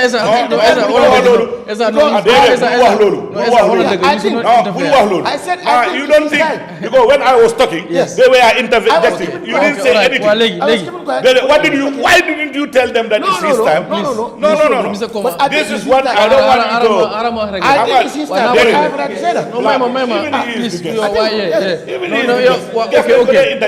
no sorry but sorry waaye su nekkee man maa ngi waay yéen ñoom ñu ngi wax yow waxuloo dara yow warloo no please ñaawru because in my case no please how to call it yeah please Mr. Damfa in my case you didn't say it's his time okay please so you can't say it's anybody's time no it's a guess that's why I said but it's okay it's a guess you ask it's okay Mr. Damfa it's okay Mr. Kii yes no you are good no to go but ñaawru Israel léegi bu fekkee kii dafa interject waaw it's not Damfa to tell him man I am the host foog naa man loolu mooy suma rôle yéen ku si nekk da nga leen di jox seen point man unfortunately man I will not give my opinion waaye moo tax moom yéen tamit da ngeen may loolu man tamit ma am that privilege pour di leen wax ne mayal kii jëlal kii waxal so foofu noonu ñaawru yow la boo yow tamit sa problème mooy ñaawru ma lay jox problème trop ñaawru su ma la waxee noppil doo noppi ñaawru su ma jëlee kàddu bi dafa ne sometimes tamit da nga may bàyyi su ma nangoo kàddu bi nga noppi du noonu. waaw gars mais man bañu ma li ma wax mooy. waaw it's okay yow laa jox dëgg Olof Ndiaye mu ne bolo bi suy éeg bu ko dee gis fii man maa ngi start may wax. everybody can attest to what that is true. Doudou is interjecting. waaw loolu dëgg la I don't like that. loolu dëgg la lii is a panel. yeah it's okay yeah it's all right but now it's all right so let's move yeah it's okay Mr. Damfa now yeah it's okay okay all right it's okay li ma wax mooy ba li nga wax dëgg Pa Modou as a guest waaw lii panel la even suy wax su ma bëggee interject su ma mayee time that's right yes waaye panelist benn su la ko mayut su ma mayut I still allow him to learn very good waaye su ma mayee dama lii waxtaan la no that is true dañoo waxtaan it is acceptable understand yes because Pa Modou was in a political party comme ni ma ko waxee understand yes su fa bàyyee tamit mu toog man waaw jeena ñaawru yow suñu la waaye man mënuma wax Pa Modou yow demal fii demal fii loolu kay mënuma ko wax waaye dama ne opposition party yaa fii mun naa dem fële Mr. Mbowe so ndax wax bu mu wax ne du la discourage sax because limal na la fi bari yoo xam ne maybe wax na ba si budget bi xëy na dinañ ci waxtaan ci yeneen jotaay wax na ba tudd budget bi comme nu mu la ko waxee woon de ba léegi Pa Modou ok damay indiwaat question boo xam ne laajoon naa la ko xëy na answer bi nga ma jox I was not satisfied maanaam answer bi doyul ma mooy dama wala tontuwuloo because man ñëw waruma toog fi di wax answer bu ma doy ak bu ma doyut bot xëy na li ma bëgg a dégg waxaguloo ma ko mooy lan moo tax tey jii am na ñu bëri ñu ne waa man bi may join Eyeafrica boo ma laajee dama ne Eyeafrica seen professionalism gis naa jël nañ media bi yóbbu ko from 1 to 10 loolu mooy reason ma ñëw pour gis sama bopp ne war naa liggéey ak Eyeafrica because of that professionalism ak niñ liggéey bi nga xam ne def nañ ko lan moo tax waxuma comme sa gars yi la convince bot nga ne waaw lii moo tax may dem NPP because of biro ngi ndox bi fii la tolloon waaye léegi duy nañ ko ba mu fees wala duy nañ ko ba nangam this is the reason wala one of the reason ma join NPP man loolu laa bëgg a laaj because of amoon na times even suñu réew gis criticise nga government bi si seen doxalin yu bare ba di wax ne sax cuune lañ comme si yenn doxalin den waaw soo fekkee xam nga bu waree wax ay waaw anyway but yes comme foofu noonu lan moo change ak lu NPP def da nga ragal sa question bi xanaa da nga ragal sa question no I must give you I must accord you that respect that time of journalist comme dafa disrespect gesam dina frame suma question bi nu moo ko mën a joxe waaye I can ask you the question anyhow. Yeah, but I will not do that. Come on. lu ma bëgg a laaj mooy lan moo soppeeku ci diggante bi lan la NPP def right ba ki nga waxoon ne démb ñoom cuune lañ tey nga war a mën a join ak ñoom jàpp ne ñoom ñoo war a nekkaat wala government in 2026. waaw Garmi su fekkee ne yaa ngi ci football team baa ngi play sa football team bi mu ngi lose Garmi yow naka nga mën a change scoreline boobu mënuloo def loolu si beñ bi mënuloo ko def si stand si mënuloo ko def ci télévision bi toog nii ngay wéy ci scoreline Garmi foog nga sol vest ñëw dugga si biir field bi foofu nga amee opportunity of changing the scoreline su passé foofu nag mënatuloo ko sa Alex Ferguson musta score goal pour Manchester United musta am because si touchline bi lay taxaw sometimes li ma wax sa gars yi duñ ko dégga Mourinho ñaata goal sa score pour Chelsea non because loolu score goal du liggéeyam sol veste si boppam moo du liggéeyam sax moom dafa taxaw rek wax ñi nekk ci biir fil bi ñoom ñoo war a jël def liggéey boobu noonu naaw su fekkee ne nag yow président Barrow dafa fil ne nag solo na Mboma o Cristiano Ronaldo pour change scoreline am wax dëgg yàlla loolu problème war a nekk nag sëriñ bi léegi parti bi beneen parti boobu balal ma rek ndax Cristiano Ronaldo dama balal ma dox ma daaneel foofu da nga laajaat beneen question. ok Daniel sorry I'm sorry. waaw am su ma gën a nice rek su ko defee soo waa ji moom gën a understand. I'm sorry maa ngi jégalu acca. You know, it is something got to be done about the things that are going wrong. Lii dem wrong duñ ko seetaan suñ ko seetaanee naka la musiba am di waxatu bala sax ñu invite na la kaay nga participer ci loolu te yow mun nga ci dara you do your quota nga def ci li nga ci mun keneen def li mun xëy na loolu sax inspire ñeneen ñoom suma broda ngi nii even now mi wax nii sax moom he is coming to NPP dafa ñëw ci liggéey bi lii liggéey réew mi la bu fi toog naan bugga pour Barrow fail rek yàlla tey su problème amee si biir réew mi fii foog naa ne ñun ñoo ko gën a yëg président Barrow ñun ñoo koy gën a yëg di price yi maalo bi NPP itam loolu la ñoo jëndee UDP loolu la ñoo jëndee du same price la amul price pour parti bi oo beneen parti naaw li fi nekk lañ war a wécci te loolu duñ ko mën a outsource duñ mën a dem di xaar foreigner yi ñëw defal ñu loolu ndi kon Gambia naat na parce que Gambia foreigner neen la waaye seen soxla yi la gars yi di toppatoo génn fi comme ñun suñ demee si out gi ni ñoo toppatoo suñu soxla yi xaaj bagage yi isi ko fii ñoom loolu lañ nekk di def and that is not to our advantage so kañ la ñoo war a mën a toog dañ war a génne anytime bu government falte rek dañ ko fa war a génnee o amul keneen ku war a ñëw pour war a mun a bokk ci loolu pour war a liggéey this is just what is happening dama sol vest pour ñëw ci bokk si play ci match bi su ma score yu sax dina mën a assist. soo yow match boobu noo si play. nooy doxalee si match boobu. nu ma see doxalee. waaw loolu am nga nag li ci kanam moom rawul bët. ndax dem bi dañ la dig any position. non man déggu loolu ma ne la. amut ku ñëw su ma dem du high profile. du high profile. xale yi la wax ne ñoo ñëw wax a man te xale yi moom a ñor. xale yi laay waxal. xale yi ñooy future bi su ma déggee léegi su ma ko. my brother listen to me man. yaa booba yaa ngi may waxoon loo xam ne waxoon nga ma ko pare mooy xale yi.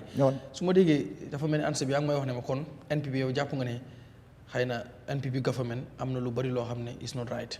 ban government a perfect. waxaara non yu bari laa waxuma xam nga bu baree nag bu baree loolu moom ñu bari nañ jàpp ne government yi cuune la. su baree. waxuma government dafa war a perfect. but yow su ma la déggee mooy bari na yoo xam ne mu ngi fa yow loolu nga bëgg a dem pour bokk si ñu ko war a correct. non wala kon léegi lu tax nga joxe NPP bi Pax Modou. li ma wax. dama bëgg a pour nga déglu ma bu baax a baax. maa lay déglu bu baax li ma ne. dama ñëw sama veste laa sol. pour dugg si biir match bi pour change ko. pour change scoreline bi su ma ko mënut a change tam dinaa mën a assist. dinaa mën a provide an assist loolu mu ngi mel ni rek dama play suma quota rek. Duru ja def kuutaam nga def sa kuuta keneen ak keneen def kuutaam kuuta la ku si nekk da nga am part pour play even team bi si boppam sax am nga half back left half back right ñoo xam ne ñu ngi def di same liggéey waaye ñu ngi ron parallèle de goalkeeper bi sax moom dafa téye kooku moom am na advantage waaye sëñ bi keneen ku si nekk am nga loo fa mu ne am na looy def combination of loolu yëpp suñ individual performances yi loolu mooy war a mooy suñ collective lifin bi output bi muy weda mu nekk nag lu baax aw lu bon suñ ko defee ci lu bon collective output bi loolu la tam lu bon la moo nekka réew mi mooy dem gannaaw te loolu ñun ñoo ko yëg suñ doom yi yëg ko suñ set yi yëg ko te duñu si mus a gërëm te duñu si mus a baalal. so in 2023 loolu xamuñu doon. lan si. in 2023. 2023 lan xamutoon. comme li nga nekk di explain nii ne changes war naa am jàppale.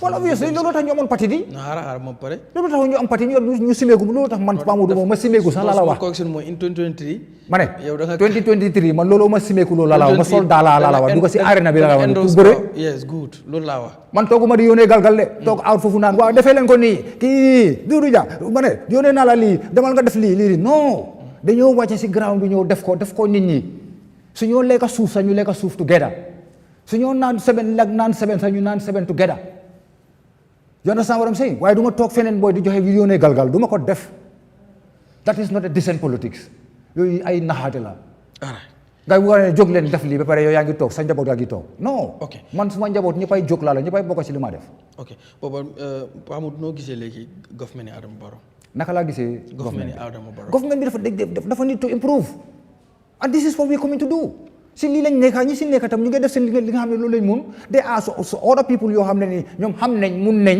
te ñu ne ñoom duñ ci bokka duñ participate they will prefer to castigate is that loolu dina help loolu du help di soo nekkee opposition sax da nga war a oppose sax with constructively PDOIS mu ngi fi woon ak foroyaayam bi fi former government di nekka waaye dañoo kan criticize constructively now if somebody criticize you constructively yow yaa ngi benefit sax because ñun ñëpp dañ fallible loolu moo ñu def ñu nekk human beings we are fallible now su fekkee ne yow dégg nga ku la criticize kooku da nga ko war a def xarit sax kooku da nga ko war di déglu su ko defee yow li nga xam ne yow mu ngi laa coog because lii dugga si biir bët banta bii dugga si biir bët du ko di gis te bu tay gis okay so obviously you know su fekkee ne somebody is criticizing you listen apply boo yang kii everybody would love to listen to him this program here man bi maa ñëw ni sa guy ma ne boy after apply ga I always want to listen to that guy you know I'm always glad to stay, have the panel with him share the panel with him you understand Barrow dafa solo kii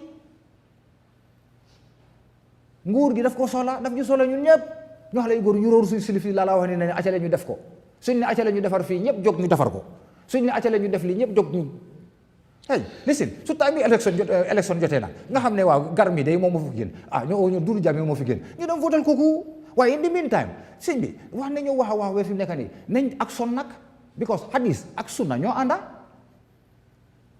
sunna moo hadis a ànda hadis ak sunna ñoo ànda waaye du toog di wax rek di wax rek booy mbele coow la maan booy dañ ko ba sona booy laa la wax ni bro dana ñu liggéey maan sëriñ bi dëkk bii day moom li ma billahi wallahi taala duñ ko nangu dëkk bii moom du dellu gannaaw dëkk bii dinañ ko resuscitate dinañ nekk soo ne Gambia ne taxaw in a very strong footing su neexee yàlla ak yonent ba te mu dem kanam NPP dem kanam pour ñëpp non na pour NPP naka non dama laaj because NPP nga join waaw pour bokk si luy yóbbu dëkk bi ci kanam ñoo nekk si nguur di yes yaa but NPP kii ko jiite ci opposition la jugee ñëw nekk si nguur yes good so loolu laa keneen ku fi nekkoon tam da nga jógee si opposition da nga oppose nguur gi fi nekkoon rek ñëw nekk fa ndax liggéeyal réew da nga war a join ki nekk di ruling party rek non not necessarily waaye am na foo xam ne tey ki naka Essa mu ko doon wax aliaroon ñoom ñoo amee bagage yi nga war a liggéey mu yomb bu bëgg a dee ñoom ñoo ko amee now tey look at our KM and look at Brikama waroon naa romba fii but because ñu ko politicize ba nga xam rek ne bokkuma ak ñoom parti soo dee fa man dama bëgg a def suma own thing pour am suma own recommendation dan loo xam ne nguur gi duñ ci am benn compliment loolu naka la mën a woogee yow local government nga kii central government la ñeneen doo la mën a am harmony boobu doo la mën a am that peaceful working relationship. so yow ñan ngaa blame si loolu. non loolu kan ngaa blame nguur gi moom central government bi la di. waaw opposition bi moom war a ñëw embrace ko man ko war a ne ko yéen lees wax. ndax nguur gi ñoom tamit jox nañ leen dat affaire. xaw ma si loolu dara very good xaw ma si loolu dara loolu mun ma see wax dara. kon nu mu la leeree fàtte nga yow nga mel ni yow ma bëgg a fàtte de xaw ma si dara du ma wax lu ma xamul. all right ok Mr Mbowe Essa dégg nga li nga xam ne ñaawul wax na ko ndax loolu bokk na si laajoon naa la ko sax ñeneen ñi lu ñu nekk di wax ci NPP mooy nu government bi doxee te jàpp nañ ne ñoom ñoo nekk ci government bi yu bari dundu gu seer gi Pa Modou wax na ko ceeb bu seer bi ak yeneen ndax foog nga ne yéen a ngi koy wax NPP jaraat na mun a joxaat another chance ndax 8 years almost 8 years ku fi nekk war a jekkali nga balaa nga fi jeex di nga am 10 years di laajal beneen 5 years loo mënul def ci 10 years ndax mun nga koo def buñ la joxaatee another 5 years. jërëjëf balaa maa xuus si soose ma waxaat Pa Modou Bojang jërëjëf fi nga téye foofu la fi nga bokkaat foofu la tamit rëccuwuloo doo rëccu yaalong président Adama Barrow bira nata ay bankota winta ay mo bele commande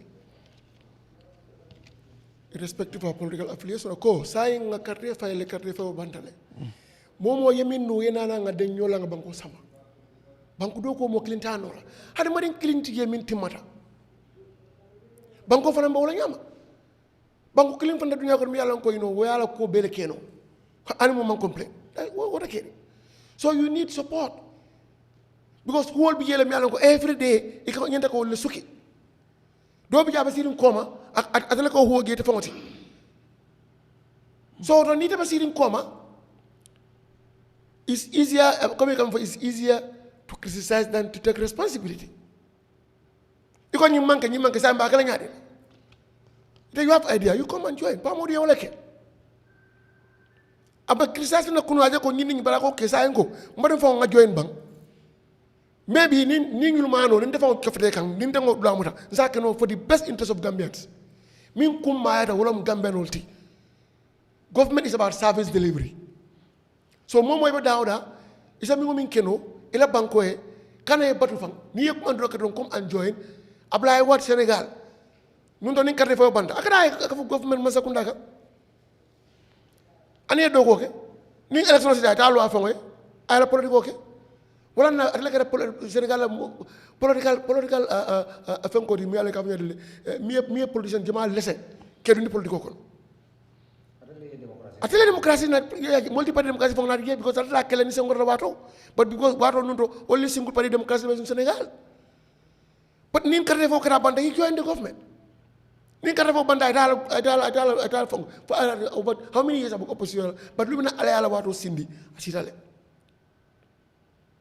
so it is important Pa Modou yemin keten ding and muy le yemin keten because government da mala sa keno ka chance dila ida fana ye hol min jangi daga suki ye lo ye je suki ida la dawde bable ko si ngala wato batuko bawo mambo ge do soto manyi soto ni nga soto fana sengi say min yalon ko sakino sai more than the first already, Gambia the first already. That's what is important. When you talk about budget, you don't understand that again. Some departments, some sectors, some institutions, they have their external sources, external fundings outside the mainstream budget. For example, youth and sports. You have sports levy. Every year, sports levy can collect over $70 million. That goes to sports development. So some of this budget coming 146 million is more or less at the administrative cost ni kudol mi kake fonko kon. But sports levy be caring Jeremy ko abita. It's likewise Minister of Agriculture. How many satellite institutions mi ko bijang? Ika funding soto. Kabon do no against all bulu to complement agricultural effort. How many satellite institutions? So that's why any agricultural budget on president's level, it's not like no government might prioritize. No. What is it? Now again, every time any of these national teams need to government complementation on Bekajele. How many million body deal in sport development? And me along for monkey in area. But they do it. They do it. So what sometimes we get, budget ala landing akatara wala nyama. And youth development is cross-cutting. Need a Minister of Higher Education. Tiba senders, ikame lo feka ikaloke barungole. Tiba senders only aloke beloka banko beka feka lo kebale. Ame kalo funding kele. It's part of the youth development. Minister of Youth, Basic and Secondary Education from grade 1 to grade 12 for kebarungole biji. Funding kele biji. So it's not like only youths and sport them or matter call better. No, youths will means streamlined in all sectors. About la better, even health sector in Daragi. Jarakan ya we know ni mol jarakan funding among funding kela makoi. So energy sector for the same. Kunung energy sector when you be and is different. That's the hard fact. Mo jalla connector be for kunung connector expansion of Benyadile. How far are we on universal access to electricity as a country? Kurang wala electric on and off okakele. Even developed countries sometimes it happens there. But if you have a nyadile, akakele nakeda sometimes less than 30 minutes is back in some other areas. And expansion of Rambekeri, mini na man kurang oge nyala, wala baso rokan sai. Mini alam ko because wala na man connect, wala fang baso. In fact, wala fang wala kurang system obe na sai. Ngaji la kunung car power sipo. Kuri bicha bibi mene bicha nabi. That shows you we are moving. Our generation capacity is moving. Kunung ka outsource to car power being able to set up. So we are moving as a country. B niagi be na kurang wala level of development. We are almost before end of this year. You know, at least we are anticipating 80 to 90% by electrified.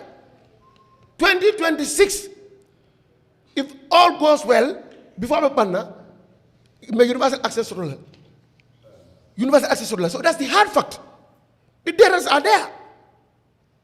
You understand? Debt servicing. Ni ama debt for like follow. B last year, 11 million jo, 11 billion jo. This year, 13 point something billion jo. In fact, it is 13.4, 5 something. It's not 0.8. If we pay that one,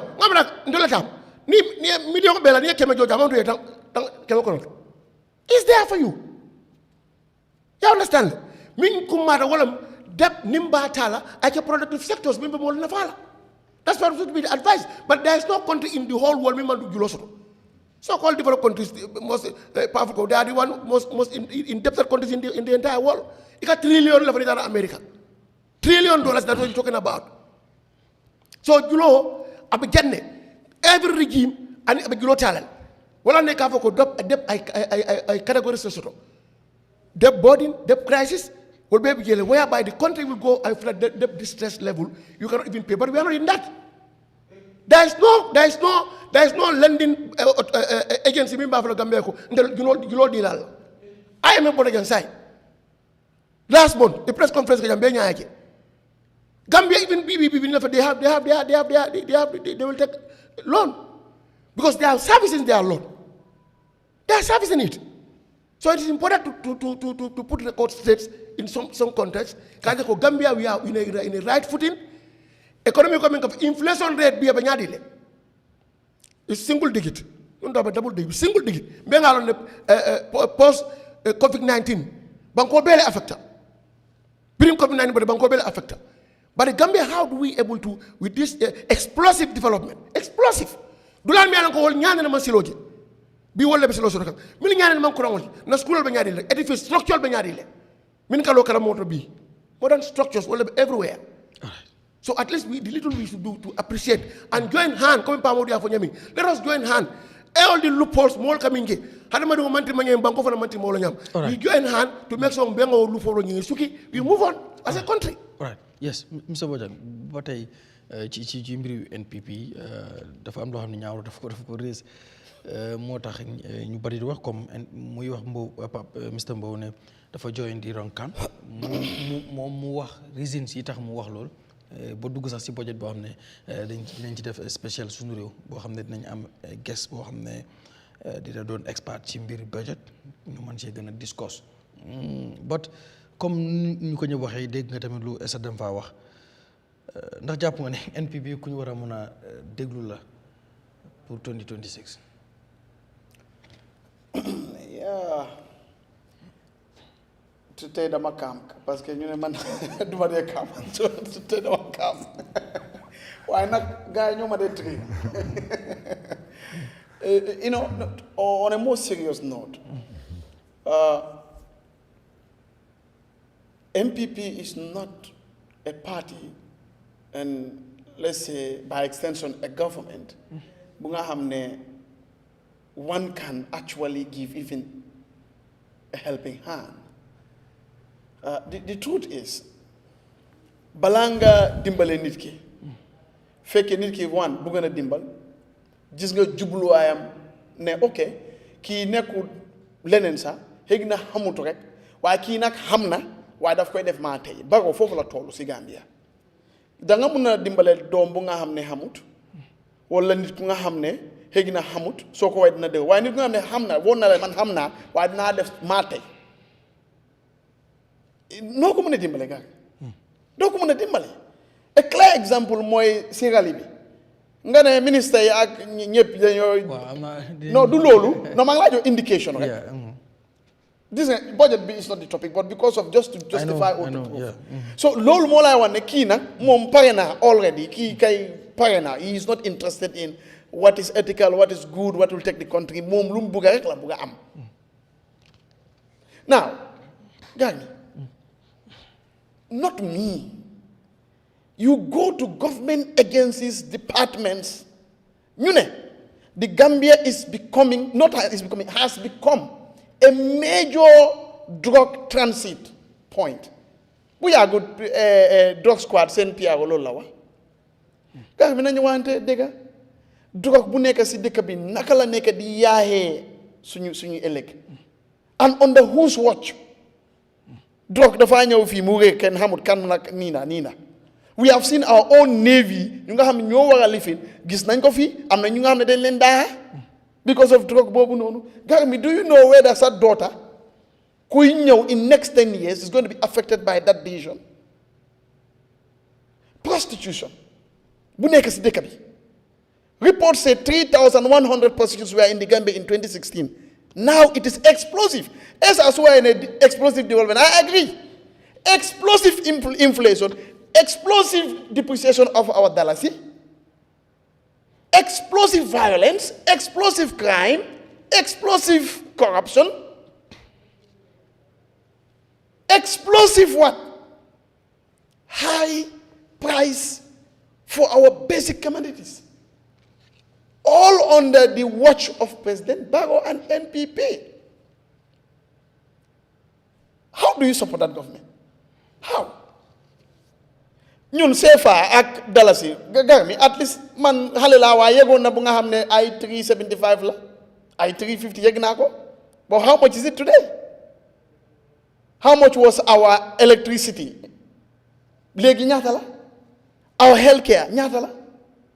You want to blame, is the global this, is the global that. Tell Gambians you understand why nobody should actually even support President Barrow. Gary, man, I don't even have a problem if you want to go and take trillion. But make sure you give me gold.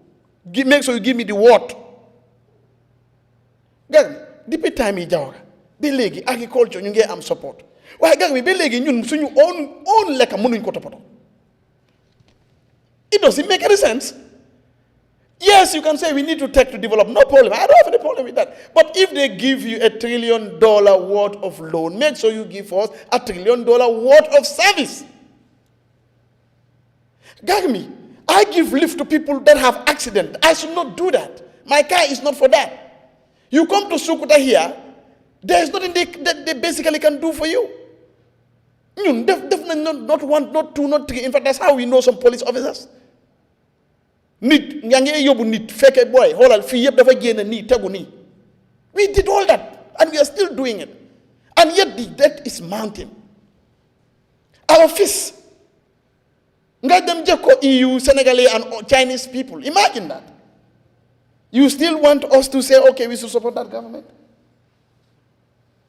The money bu nga xam ne ñun boobu dugg nañ si electricity bi, what are we getting out of it? Basically nothing.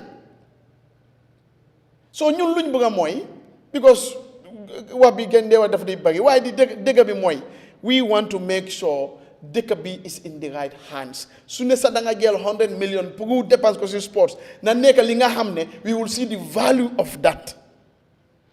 So yes, we should have the president. Te suma boora nu mooy you see moom si waxam ne doo mun a gis lépp soo nekkee si gaal gi. Keneen ku nga xam ne nekku si gaal gi moo mën a gis yéena yi isn't it waaye léegi nag ñu nekku si gaal bi suñu bëggee yëpp dem si gaal bi su yàggee dafay how do you call sink in Wolof? Dig. obviously dafay overload loolu moo tax man support ma move am because you see a talent in the opposition like moom mu dem join gaal bi su yàggee gaal bi dafay I don't know how to call it, it will sink te du am keneen ku nekk si biti with that quality for example kuy wane ne déedéet bii def leen nii déedéet bii def leen nale léegi na we were discussing on budget here the other time. This time, the government listened somehow and said, okay, we don't want everything to be the president's office. Now this time, let's come up with another way. Maybe because we discussed this, Nyawi and other people are talking, next time they will come with another way. But imagine if all of us go and join the boat. It wouldn't work. Democracy doesn't just work like that.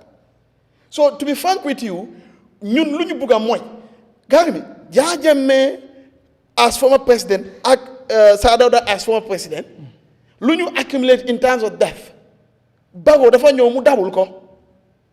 But still, boo amee accident in the phonies, you die on the way because you don't just get what you need to get pour ñu treat la in Biam. Because you cannot go to Soma, you treat la in Soma. For things that basically we can do. How are we saving lives for getting all that money for health? Lol moy ñun suñu waxtaan bi. If the man go and take trillion, we don't have any problem in that. But we want to make sure when we walk to the hospital, am nañ.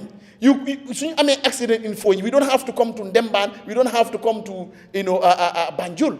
And boobu sax da ngaa ñëw nga fekk ñu ne la anti-rabies amut for those that have dog bite. For example, I paid 16,000 at some point, steps to get that. How many people can pay that for my younger brother? That is what we are talking about. So, Eza, I agree with you that people take, yes, money to whatever. But we want to make sure if we take the worth of that money, we should see it. What is the disconnect there? Look, you are the sales director. The car that you are driving, the value of that car, not coupon and other things, changing tires and its maintenance cost. The value of that car is more than 10 farmers or the entire 40 ground farmers. What they can pull in a year. And you are taking that money on their behalf. You are telling them, oh, the agriculture is going fine. That is not what we want. That's what we are saying. Take the money and make sure the farmers now can produce more than the entire ministry vehicles. It's possible, it's doable, we can do that. Those type of drastic measures and policies, okay. We don't mind. Go and take trillion. We don't have any problem with that. But we want to make sure our farmers, and again, look, why is it that ground? Why are we not having circle for eggplant, for tomato, for yam, for potato? Most of the ground since there was the ground. Must it be that? We have to change the style. This is what we are saying. If Modou is going to bring that change in NPP and government, yeah, then that's fine. But the problem is, it's still the same rhythm. The fireman, the big man make a school, fireman, I'm a big fireman, the same tune, the same everything. Lolo, man, our eggplant, whatever, farmers or whatever, gardeners, and flowers. That people, we want to see a time when a government of agenda, they export a deliberate plan. Imagine if the money that is put into, for example, NAWEC and road construction is put into agriculture, we would be exporting. But no longer every year we will see new vehicle for a new director. So that is I see the sense. Clean motor work you want to support President Power. So if you take and there are many leakages, nga jël $10. Waaye $10 boobu balaa muy aaga fu mu war a dem fekk $8 bi ne rot na si yoon bi. That is the problem we are talking about. I don't have any problem with government is business. I always tell people that nguur business la. People say no, hey, that's the truth. It's a business.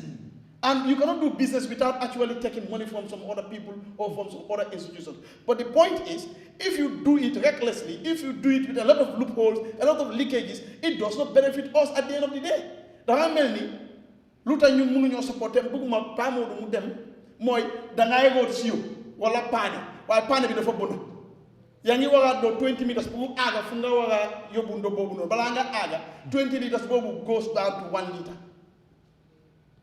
So how do we support that? So we say, okay, you know what? Let's seal these leakages and we move forward. All right.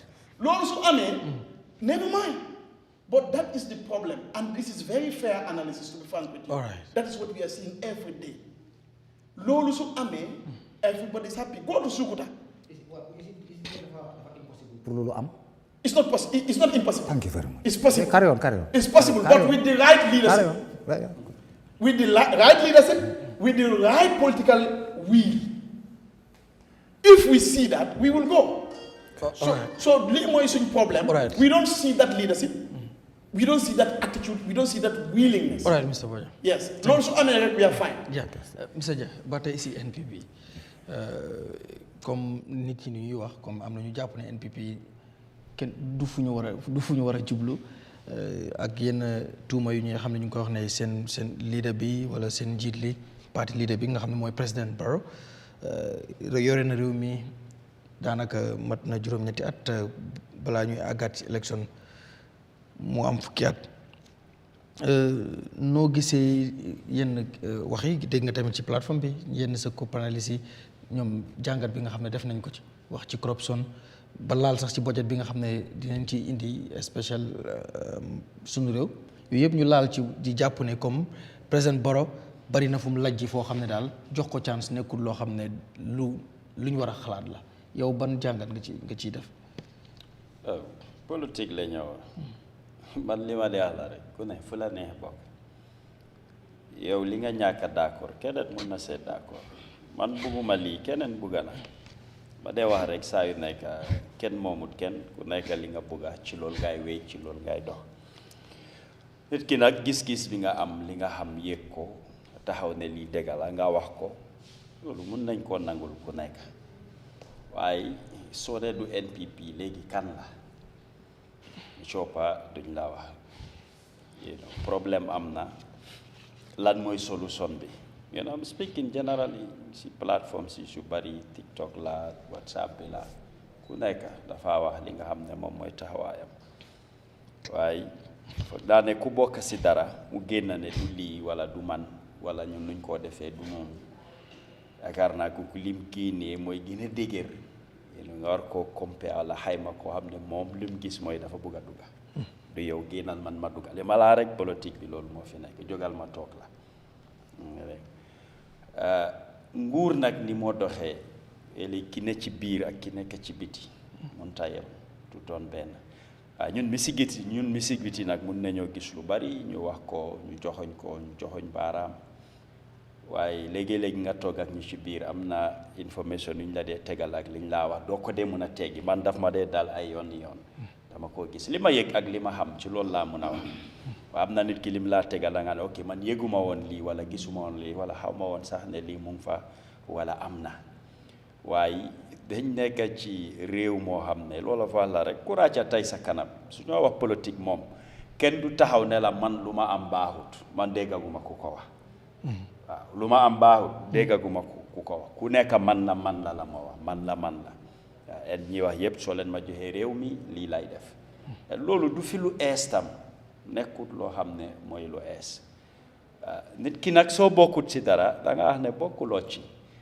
waaye soo waxee ne du fii rek du fële fii rek la loolu dinañ la ko nangul waaye comme li ma rek man ku nekk fu la neex bokk fi nga nekk soo fa amul lu la doy génnal nga dem feneen.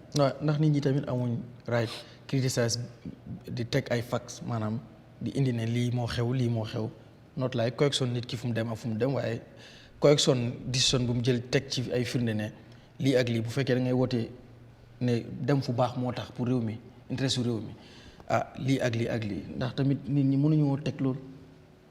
waaw bu fekkee rawatina nga déglu koo xam ne xëy na bi mu jógee foofu noonu am na laata mu fay dem am na yenn doxalin yu mu doon ñaawlu te ba tey xëy na doxalin yooyu ñu ngi gis ne ma nga fa. heure bi ñun ñëpp ñu ngi ci réew mi fii xam nga li ma wax mooy ñun ñëpp dañoo analyse yu bari dañ koo criticize si government waaye constructively waaw am na mbir yu bari jaarut yoon man dañ ma dee laaj ma ne lii doxut su ma gis-gis fara em loolu laa ci xam waaye comme taxaw rek ne du fii la man foofu laay waxee waaw soo ne du NPP léegi kan la kenn du la ne kii la du kii daal du kii ñun ñëpp dañu war a jàpp ci loolu du kii léegi kan la loolu moom mooy nekk doxalin bi xam nga lu bari liñ ci xam loolu lañ ci mun a wax tey su fekkee ne dañoo waxtaanee budget lan mooy budget loo xam ne literally képp koo xam ne jàng nga lum tuuti di nga xam budget nuñ koo tege budget li ci jiitu mooy sa income as a country ñaata nga am li nga am ngay njëkk a dajale tey soo amee sa kër nga ne da ngaa budget pour sa kër doo mun a budget loo xam ne amuloo ko soo ci boolee loo amul rek lu cee teg mooy da ngaa dem leb da ngaa ne lii exemple pour fay luwaas la bii rent la nga ne bii pour utilities la ne da ngaa jënd essence ak yeneen nga ne bii pour grocery la wàllu dunda ak leneen su dee am nga bor di nga ko ci boole li ci des nag nga ne xaarama séef ko li nga xayma la den sa am fu mu toll loolu nga mun a séddale waaye soo ñëwee ci réew léegi ñun tax based economy lañ am lu ñoo collecte lu ñoo dajale ak teg ci li nga xam ne suñ assets la ak looy mun a dem leb ci biti ku nekk isi na xaymaam ne moom lii la aajo wala lii la soxla at the end of the day su demee parlement sax dañ ko dee mun a dog waaye su ñoo xool séddale bi dëkk bi lim am loolu la nekk di séddale wala lim mun a am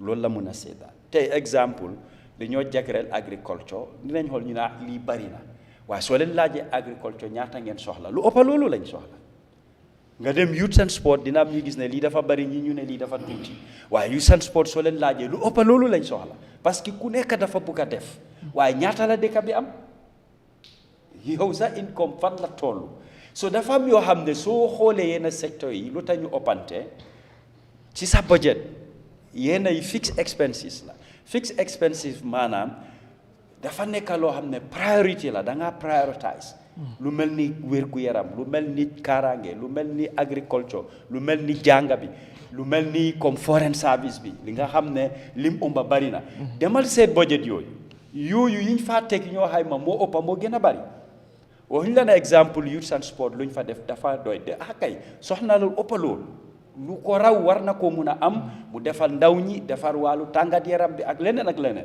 waaye yëpp fan la tibee mooy réew mi ñaata la am soo gisee ñun suñ bor di bari suñ amama bariwut dëgg la lu ñoo allocate luñ ko war a dépasser luñ ko spene war nañ di ko xoolaat te loo xam ne joxe nañ ko war nañ koo toppa ñu def ko dugal ko fi nga xam ne foofu la war a jaar réew foofu la tool loolu moo tax audit di ñëw lu bari loo xam ne dëppawul ak yoon audit mu ngee ñëw di ko feeñal mu ko siiwal waaye amul benn ministre yi booy dem nga ne mu ne la liñ ko jot doy na ko dafa bugg a dafa bugg a lu gën a yokk waaye yow en tant que réew ñaata nga am mooy li ma la ñun tax based economy lañ am te lu bari dañoo dem jéggaani ci biti loolu moo waral suñ bor mu ngee yokku foog naa ne nag government lu bari moom moo ko yor nem koo doxalee lu mu war a mun a teg mu seetaat ko la moo tax ma ne loolu bunti boppam la waaye soo ñëwee ci wàllu politique soo ne lii baaxul nit mu ne dama cee bokka pour defar mu gën a baax nga ne loolu tam warta am so man yii moo leen nekk issue yoo xam ne du ma ko dee mun a understand comme naka la nit amee doole boobu ne moom lim jàppa mooy ne fii baaxul te kenn waru faa dem kenn waru cee teg mooy ràcca ku ràcca tey sa kanam mooy jógal ma toog loolu moo fa ne ñaawlo criticize nga government bi ci ba correction sa Pa Modou décision bu jël ci jàpp ne dafa dem ci wrong camp mu laaj la fan nga ko kii so li nga gis comme ci government bi tamit ndax ci wàllu opposition bi tey boo doon ànd ndax gis nga fi opposition bu taxaw bu war a mën a xëy na ñu gisee NPP waaye ñu bëri jàpp ne affaire yi nu muy demee ni bu fekkee noonu la continuer ba tey NPP la ñu jox chance ci opposition boo xam ne taxawaguñ kenn xamul fu ñu jëm parti si bëri nañ mouvement si bëri nañ waaye ba tey opposition bi ci boppam jubóoguñu ñoom si seen bopp te ñu bëri jàpp ne du benn langue kese moo fi mën a génne dis incumbent soo ci loolu noonu ndax fooguloo bu fekkee jàpp nga li fi nekk baaxul tamit est-ce que foog du loolu mooy continuer doon tege bu fekkee da nga jàpp ne baaxul. ma ne Garmi dëkk bi naxaate bi moo bëri lu nekk si suuf duñ ko dee wax waaye man wax naa ko fii dinaa ko répéter du ma dee mun a understand leena doomi aadama I cannot see something wrong with a system today te it's not yet fixed I said I want to join the same system to do what pour def la to fix it how can you fix it in what capacity because lu nekk lu ñoo wax fii si réew mi political will moo si gën a am solo loo bëgg a def rek président bi foog mu bokk si mu nangu si mu am political will mu am intention waaye président boo xam ne ñun yëpp fii lañ toog fu mu commencé dafa sori xam nga soo bëggee daa soo see ñu ne mbatu nga naa ko man di ko i ka sumol tendi i ka sumbayindi laal tendi dama la fi suñaaro e bande ita ka sumol tendi ni wol tata ye sumbayindi laal fanal tendi wol be ñoo sutola waajumale be karla ñoo ma ñaadi dafa am wax yoo xam ne kuma dool bi jee nga tooñaa fo ñooye nga taa ñun kumol même be kaaf 38 billion nko wolem nun juloti for 52 years Gambia ben soto sa dawda kayra ba jawara la jamana ni ya jame be tani aka fu ñoma je kabo 2016 for B 2025 is it coming for approximately but is in excess of $130 billion. Garmi banko kata nyaadi len kata mi adu wo julol meltat wallahi hanin finkinte walan ko ya jame ni jawara jamanol diata barola jamanoti wala toñati mbe jam fengol da diata wato le katambi biti fengol stabilize ta wala katambi biti ngana ñoo nene wala ni mo la kaside ka fa courant jang 75% wo mu fictitious amount le wo mu fictitious figolati ni ta tan to lañu kunku jang keta ya jang kunku jang jang e baalo na courant de jang courant be minto abe mel fond bulu di percentage mel they have current is not sustainable. Energy here is not sustainable, my friend. People die in operation theaters because of electricity is not there. Not too long ago, babies in an incubator died because of electricity. You are telling me electricity in this country where, fun, we don't live in Pluto or in Mars, we live in this country called Gambia. Munulo nyon na. Linyowa, Sone, the benchmark for revenue to debt. The international standard acceptable is 240%. The Gambia's debt distress is 491%. You are telling me that is not the debt distress? Kon minister be sa hamul luy debt distress because minister be mo alut ci kanami lawmakers yi de the Gambia is at the risk of debt distress. Su nekkee debt distress amut lu tax ngay joxe 31% sa dépense sa kër fanweer ak benn si anam li nga war a am nga joxe ko yëpp bor ma ne waxuñ ne kenn waruta am li nga dépassé waruta ne te war a doy lii moo laa woon ne debt distress ak fa su dul loolu what is the rush pour nga jël 31% of the budget boo xam ne 59 point something billion la nga joxe 20 point something only up to debt léegi luy des naka nga koo séddaale ndaw yi nga ne ñoom ñooy cream of society ndaw yi ñooy tàngal yaram ndaw yi ñooy liggéey si lopitaan yi ndaw yi ñooy liggéey di defar tali ndaw yi ñoo dee feebar ñu dem si lopitaan bi di faju ndaw yi ñooy di key to all development in this country 0.34% not only pour ndaw yi ak tàngat yaram which country in the world will you see the presidency send budget state house budget moo ëppa bu ndaw yi 4 times no 10 times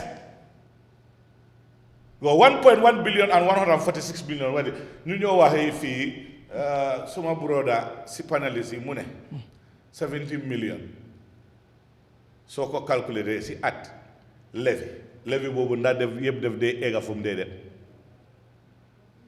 ñu ko dee account di dee deliver it ma ne la loolu scorpion bi seen ñaari maaj la léegi yeneen tàngat yaram yi fan la ñoo dem infrastructure Gambia ñeneenti at léegi mënuñoo play fii si benn stadium it's sad réew boo xam ne amul infrastructure to play the most popular sport in that country mooy football nga ne léegi ñun suñ dépense yi fan la ñoo jaar politicians cannot sit down tell me Barrow is clueless 3 years ago now you want to tell me he is the Messiah yow foo jaar ak ban xam-xam nga amoon tey bi nga amutoon déema loolu mënut a ne am na comme loo xam ne Dudu Dia wax na ko fii loolooy dëgga raacalee jëm sa kanam ñu ngi koo raacalee jëm seen kanam yeah but it's not the Gambia it's not the status quo su ma ne status quo mooy ne lu fi ne kenn mënu koo wax kenn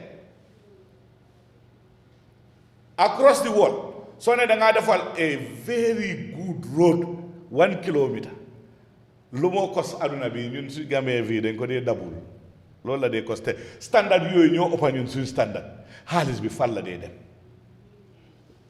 of recent tey yaa ngay gis OIC road boo xam ne vidéo bi dafa dem viral nit dafaa jël loxoom bi di du ko dugal si ron tali bi di ko xoppati yëpp mu ngay jóg nga ne loolu da nga ko liggéey projet la fay nañ la fa 1 million yaa ngay yaaxa réew mi seen alal li ñoo wax mooy ne soo lebee tamit leb kenn waxu ne bul leb waaye let us see the value and let it be interpreted in our daily lives waaye amuñ foofu impact fii laa la wax ma ne la lopitaan kenn du ma mun a wéer lopitaan nga xam ne boo xool lu mu yombee am na ñoo xam ne indi government dañoo taayal seen kër yi koñ to koñ am standby generator am solar am windmill boo xam ne full tank on gas lopitaani Gambia def dee fay courant duñ dee am courant ñeneen ñi di fa ñàkk seen bucket running water in the ward du am surgical ward for more than 3 days yaa maa wax ne façon nguur boobu noonu ban façon dooleel nga leen a dooleel am nañ ministre am nañ directeur am nañ lu nekk ñoo fi daaxa seminar ñoo fi daaxa formulate policies ñoo fi daaxa toog di discuss have a master plan bi never will be implemented at the detriment of the poor Gambian people so security bi fan la ne wax naa ko fii social insecurity breeds what violence and total insecurity fu moo commencé si marché bi su neexul sàccakat yi bari nañ façon bu nekk stealing by force stealing by violence and the worst one is stealing by clerk loolu moo gën a rampant si réew mi mooy ne ñu nekk place yi nguur nekk di mun a doxal nekk di mun a binda dañoo withdraw du eega fu mu war a eega comme kii du ñoo wax ne man ne léegi suñu xoolee anam yu dëkk bi war a mun a jëm si kanam politiciens yi ñu ne dañ bugg a seen status quo bi waaw political parties yi am nañ fii te nit ki doo ko mun a test doo ko mun a jox soo ko joxut mantle of leadership nga xam moom lan la moom ok beneen waa boo xam ne dama koo dispel mooy ne opposition yi soona nañ de si réew mi because nit mooy nekk opposition su demee rek mu bugg a joxoñ opposition ñun xam nañ ne bricab as an example council bu fa nekk ku leen gërëmul doo leen mën a wax dara even the local government commission daf leen gërëm ne ñun dañ ñëw fekk foo xam ne dafa di come from UDP mu dem incumbent NPP di joxe saliboo councilor yi loolu Yankuba moo ko génnee that is good leadership fekk fa a backlog of def of how many millions more than 90 within his first 100 days he reduced it up to 20%. ñu ñëwee foofu. alors ma interje déedéet mais ma time la man pare. waaw mais ma rek dama interje foofu rek moom romba waaw léegi Yankuba moom xëy na Yankuba ñëw but just land suma time maa ngi land suma yaa ngi land suma dee land yeah you please put something under the tar where I should land I cannot land wait let me land Yankuba brought in when he came dama laa wax loo xam ne zero funding from abroad only revenue lu moo create all the loopholes in revenue block na ko fata ko is na boo xam ne from 500,000 boobu in the annals of Gambian history from even National Assembly they don't have that mu increase to 1 million for every ward in 28 wards my friend you have to say respect to that guy remove the hat we're not talking about politics here we're talking about what we see you see recently this year the self-help project buñ def biir Brikama I'm not saying it the people resident in Brikama in the market all over is viral they talking about it so that is not politics what people are saying politics bokku fa alright so yii dafa am yoo xam ne te man laa wax zero funding and the central government supposed to be subventing 60% of all development budgets of council thank you the government is not doing that alright and they know they're supposed to do it alright waaye ñu ngee def yoo xam ne kenn laajut leen ko thank you lii mooy xam ne development du dem because oppositions thank you Mënuñoo hate government there because policy A, B is not going right, and still you've not seen it going right, and you want to just join them because. Thank you. There is that old adage they say, if you cannot beat the system, join the system to be part of the system. All right, thank you. That is it. Yeah, Mr. Mbowe, ndax da nga bëgg a xëy na. moo mun a wéji. Yes. Oh, moom rek a ko mun. Foofu. Okay, bro. I have a reason. Yankuba is elected. He changed. ñun waxuñ ko mun a tey waaye Yankuba dafa so Yankuba that's fine. Yankuba deful loolu si toj line si defewu ko si stand si Yankuba dafa ñëw mu sol ngemba mu dugg si arena bi mu contest. But he's elected. No, I want to help here. For viewers. I'm just. Yeah, I understand your point. The difference between Yankuba, for example, and let's say Yo and joining President Barrow, the difference is the political attitude and willingness. Yes. Yankuba is just one individual elected. Yet he came, he was able to do his attitude and leadership. He's not perfect. I don't support UDP. But with his leadership and willingness, he is able to bring tremendous help. How many universities were struggling because they don't have people, students that are paying? Yankuba has saved his hand. Probably they were going to bankruptcy. No, example, no, allow me, no, just for it to be clear with Gambians. With I just want it to be clear for my time. Because, please, it is my time. There was something that I think is a gap. I want to fill it. Okay. I don't say I'm the only one who can fill it. But I just want the people to understand what he's raising and what Yahweh is saying. Look. No, man, lima laje sax yow li nga wax man amutoon nothing to do ak lima laje sax man dama doon laajte rek pour justify a point. No, it has. Man point laa doon justify rek pour moom mi nga xam ne mu ngi dispel the fact rek ne somebody can go to the ruling party and make a change. Moom dafa dispel loolu. While in the opposition somebody can come and make a change. Okay, is that different? Now loolu laa bëggoon pour I understand. Okay, you come. What we are saying is simple.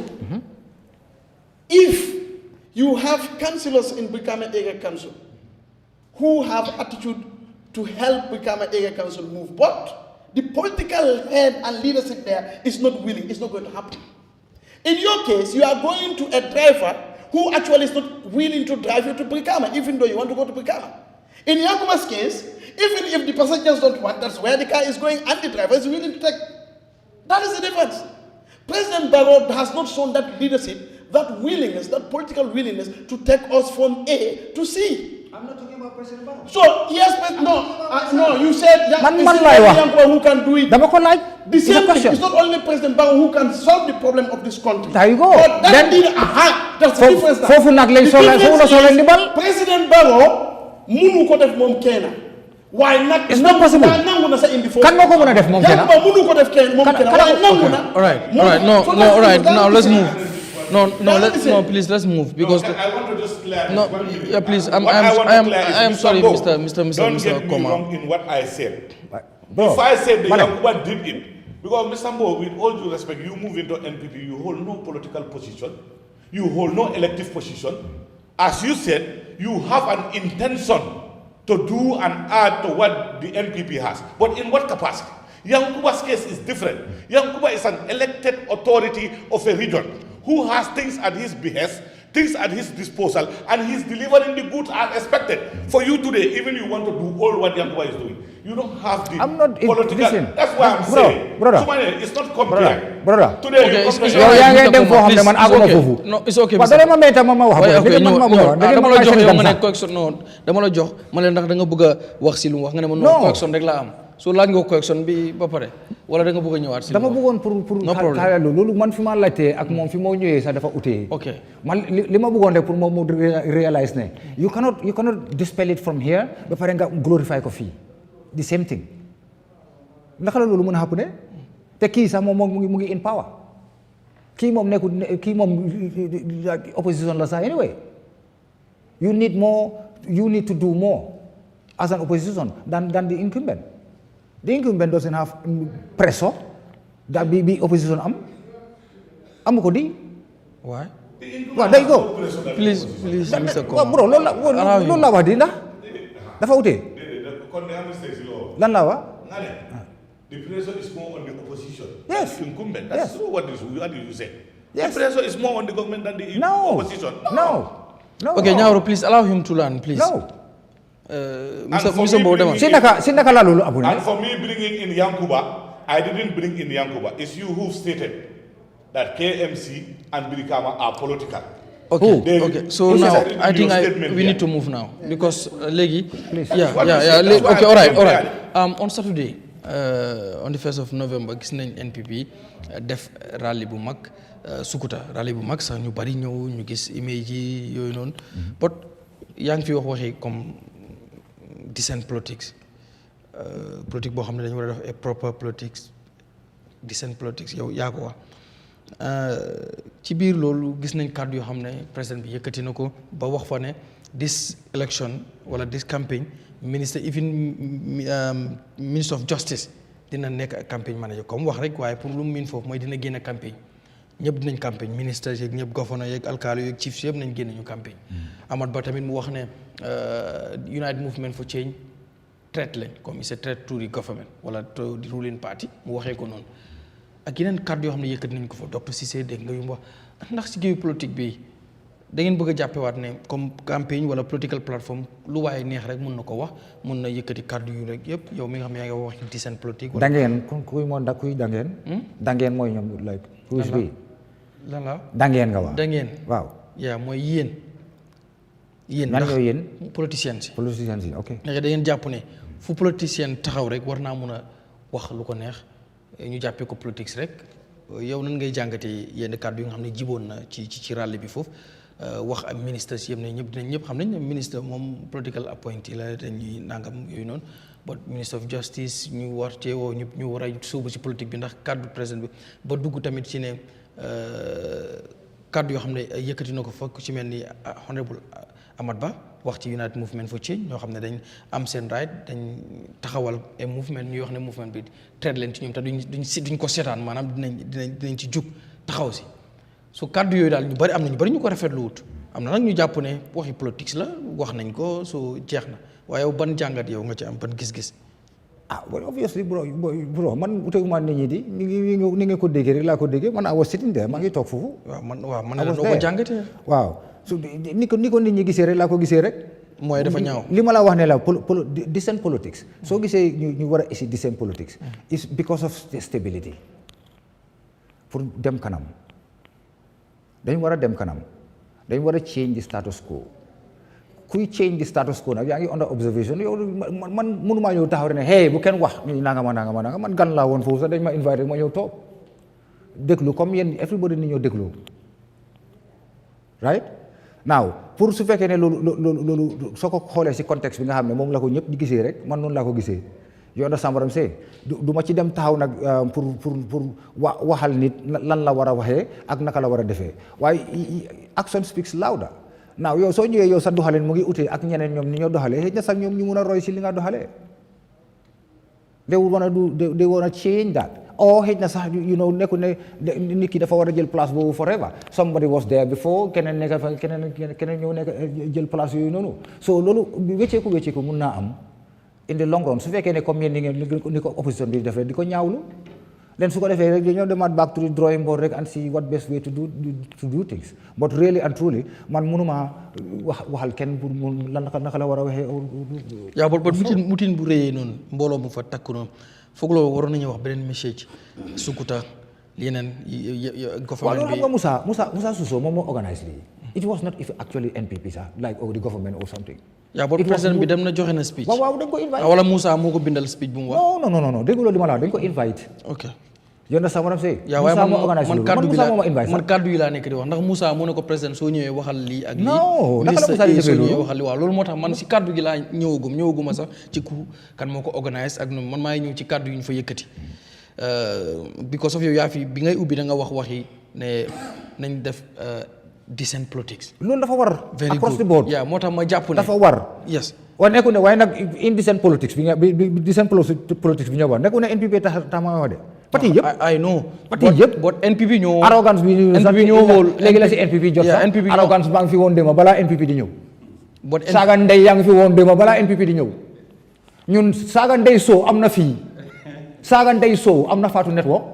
No, please, bull Ten to o'clock. no, please, bull to the Okay. Yeah. Waaye amoon na fi. Yeah, but 10 o'clock ba 12 o'clock at midnight. saagante yi soow. Bull to the tour, please. waaw ok. Okay. I refute that. Yeah, money. waaye dama la ne loolu amoon na fi te def loolu moo jur lii tey. ndax loolu parce que luñ jiwoon la tax na mu baax. ah ndax loolu tax na mu baax. non baaxul. Yeah, all right. waaye luñ jiwoon. Yeah, okay. léegi yow garab bi nga ji meñña na. naka nga def Mr. Mbowe. da nga apart from nga dog ko. All right, Mr. Mbowe. because li nga ji lu bon la lu bon lañ fi ji fii bi fi Yahya Jammeh di nekka lu bon lañ fi ji politique bu tilim sax saagande man maa ngi nii amul luñ ma waxut suma maam yi si bàmmeel yëpp saagande leen ci lan support keneen nit ku support lan ku fa nekka. Mr. Mbowe. now lii moo répercussion boobu noonu mooy after effect boobu noonu mooy ñëw nii la wane mu ne liñ ji moo meñña. ok Mr. Mbowe li nga si ji moo meñña. Mr. Mbowe man waxuma la sax xëy na lu ay militants but ma yow maa ngi lay wax loo xam ne party leader ak ay ministre state minister et sitting president moo taxaw si ràlli yëkkati yenn kàddu yoo xam ne ay na. dégg nañ fi party leader mu taxaw mu wane ne dafa render this government ungovernable. bon maa ngi wax ay sitting president. waaye a party leader a prominent party leader. koo xam ne ni he is the good one comme ni ko gars yi waxee sax moom mooy you know the biggest opposition party leader. mu ne loolu dafa mu ne dafa. Is that an insult? That's la ilaha illallah. He should be arrested. Ñaaru, please, it's not your time. He should be arrested for saying that. I'm disappointed. Ñaaru, please. I will render this government ungovernable. Loolu that's a Ñaaru du threat. sa time bu jotee di nga wax. Threat fu mu am. I'm very Threat disappointed. fu threat am laa wax ni loolu ku ñëw dañ ko war a ok arrest. Mr. su ma la ñëwee taxaw moo ne la booy dama laa rey. You are deviating from the question. Answer what you Just dañ ko jël lightly. You don't take it lightly. I will render this government ungovernable. booba nit ñi condemn nañ ko. Waaw ok fine. Yeah, so that's why- tam condemn ngeen moo tax ma lay laaj. te condemn ngeen bi te yéen ay media house ngeen. moo tax condemn ngeen ko. moo tax ma laaj alhamdulillah rabbil alamin hit na mu teg ko on ma board. laaj la yow. Ah. as a person ma laaj la question ne la. ndax jàpp nga ne politique boobu lañ war a def toog di yëkkati ay kàddu di wax. non xanaa kay nga bëgg a dugal wax suma gémee rek man dama leen ne decent politics. all right du loolu nga wax fii. all right then. Ah, waaw. it's fine. Mr. man decent politics laa wax. te ñun loolu lañ nekk di def. suñ la criticiser sax dañ la criticiser constructively su ko defee nga xam ne kat ma day maa ngi def faux pas fii de waaye su ma dégloo ñii su ma dégloo Ablaye Bojang mbaa su ma dégloo Doudou Dia dinaa am leen loo xam ne naa ko mën a rectifier. Ok, all right. wax naa la ne fii ne PDOIS moom fi woon ci last government te day am newspaper Foroyaa mosu ñoo bind lu baax si président Jammeh waaye kooku daf koo jël in good faith toog read ko dégg seet li nga xam ne moo ci substance because Sam Sarr mu fa nekkoon noonu ti ci Yahya Jammeh la woon tij na ko school so kooku war naa war a mun a bindal loo xam ne daf ko war a benefit as an opposition and that was taken on board doy dañ fi nekk ba Yahya Jammeh génn fi te ñu ngi fi ba tey te ba ñoo ñëw sax bi ñoo ñëw sax laa la wax ne Yahya Jammeh nekku fi woon mu ngi soldaar la woon 86 lañ ñëw di ba tey ñu ngi fi. ok all right. so pour wane rek ne si gàttal the things that we are supposed to do gis nga loolu man is not best taught with making everlasting laws man yàlla bindu nit boobu loolu tax laws yi dañoo wécceeku dañoo bugg di change di transform di wécceeku tey gay laws yi nga am ni 15-20 years ago kenn xalaatu ko woon waaye tey mu ngi nekk loi you understand what I'm saying affaire yi mu ngi evolve change te kenn du taxaw fi wax ni glorify loolu booy tàccoo feccoo ne loolu lu war a am la all right. even though ñu ngi wax human rights ak yooyu noonu yëpp sa kërëb you understand what I'm saying so these are things yoo xam ne we need to put it in perspective président bi li mu wax yow soo si gisee whatever ak nga wax ko am nga right wax ko yaa ngi amee télévision te télévision man dama la laaj man aw ma si yow dama laaj man man suma opinion laa wax ma ne Yeah. président Barrow he is responding to whatever they are saying to him am na ministre yëpp génn campagne no ministre of justice of course loolu fi daan xew sax di Okay, ministre yi dañ daan génn di campagne di ak alkaali yëpp di non kañ la loolu wécceeku in 2017 alkaalo yi ak chief yi 2017 waaw loolu moom la woon fii nag yeah président Barrow mu ngi fi woon loolu moom noom la fi woon moom waaw xanaa kay ñu bokk si in yoo génnee rek ñu génnee wàlle loolu teg ko fële waaye loolu moom du njombe loolu moom du njombe ok du all lu right es fii ok all right Mr. Mbowe yes Mr. Damfa noo gisee rallye bi nga xam ne xewoon na Sukuta gis tamit kàddu yi nga xam ne président Barrow yëkkati na ko ak ministres yi ku ci mel ni président Barrow yëkkati yenn kàddu wax sax si Ousseynou Dabo ne tey bu déggee his excellency moom moo tax because moom moo ko appoint as vice président comme wax yooyu noonu waxaat ba wane Ousseynou Dabo du mos a nekk président Amat Ba laal ñi nga xam ne ñu United Movement for Change di wax ne traite leen ci ñoom te ñoom dinañ jug docteur Cissé tamit dégg nga kàddu yi nga xam ne yëkkati na ko monsieur Dafa noo gisee kàddu yooyu ndax ñu bari réaction ci bari na ci am na ñu bari ñu ko ñaawlu jàpp ne waroon na bi ñu taxawee Sukuta waroon nañoo wax ci leneen ci dund gi ci ban yéene la NPP am ak ci yeneen ak yeneen ak yeneen am ñu bari sax ñu jàpp ne Sukuta foofu na nga xam ne soriwul dara ci Sukuta trafic foofu lañ reye woon ñaari police on the 12 September 2023 yooyu noonu yëpp mu mel ni lu government bi talut lu ñu yëpp xamul di wax yoo xam ne ay waxi kii la yow ban gis-gis nga ci am boot am na itam ñu jàpp ne président bi waxi politique la rek amul leneen loo xam ne lu ci kii la yow ban jàngat nga ci am Mr Danfa. jërëjëf ite fa ko mo banne because dula na fokumolam ana ke kolam rabol ko likulli makanin makal ni mu politique dogolati politique kumo la yenda falage politique jabiro le fana genda kelage amanke policy decision making forati no. It's about political campaign, political platform, political show. Kumo mi alon ko ila political adversaries nyoli ha fayin kunu imam platform so de ka jabi ba jabi la wolto. So wu ka bayno kuma jama la fote ma ime jabi so you form so to answer to those questions or to respond to them. Be fit in response. So there is nothing wrong with all what we mean for you. President mean for wala caring. Bao His Excellency Hussein Dabo, His Excellency Parasomin Ditala, apart from more coming insinuate Kavo ko near political party or you are a government in waiting, Bankudol be a Kavo mole, Kavo His Excellency, political party leader. But Nina Raja Kajako ala accurate ala title B, His Excellency La Faragi, because he's a former vice president. Sabu kudu sabu. Ni sabu bala. Mia appoint wodula wala kada president adam baroti so now I mean focus la wot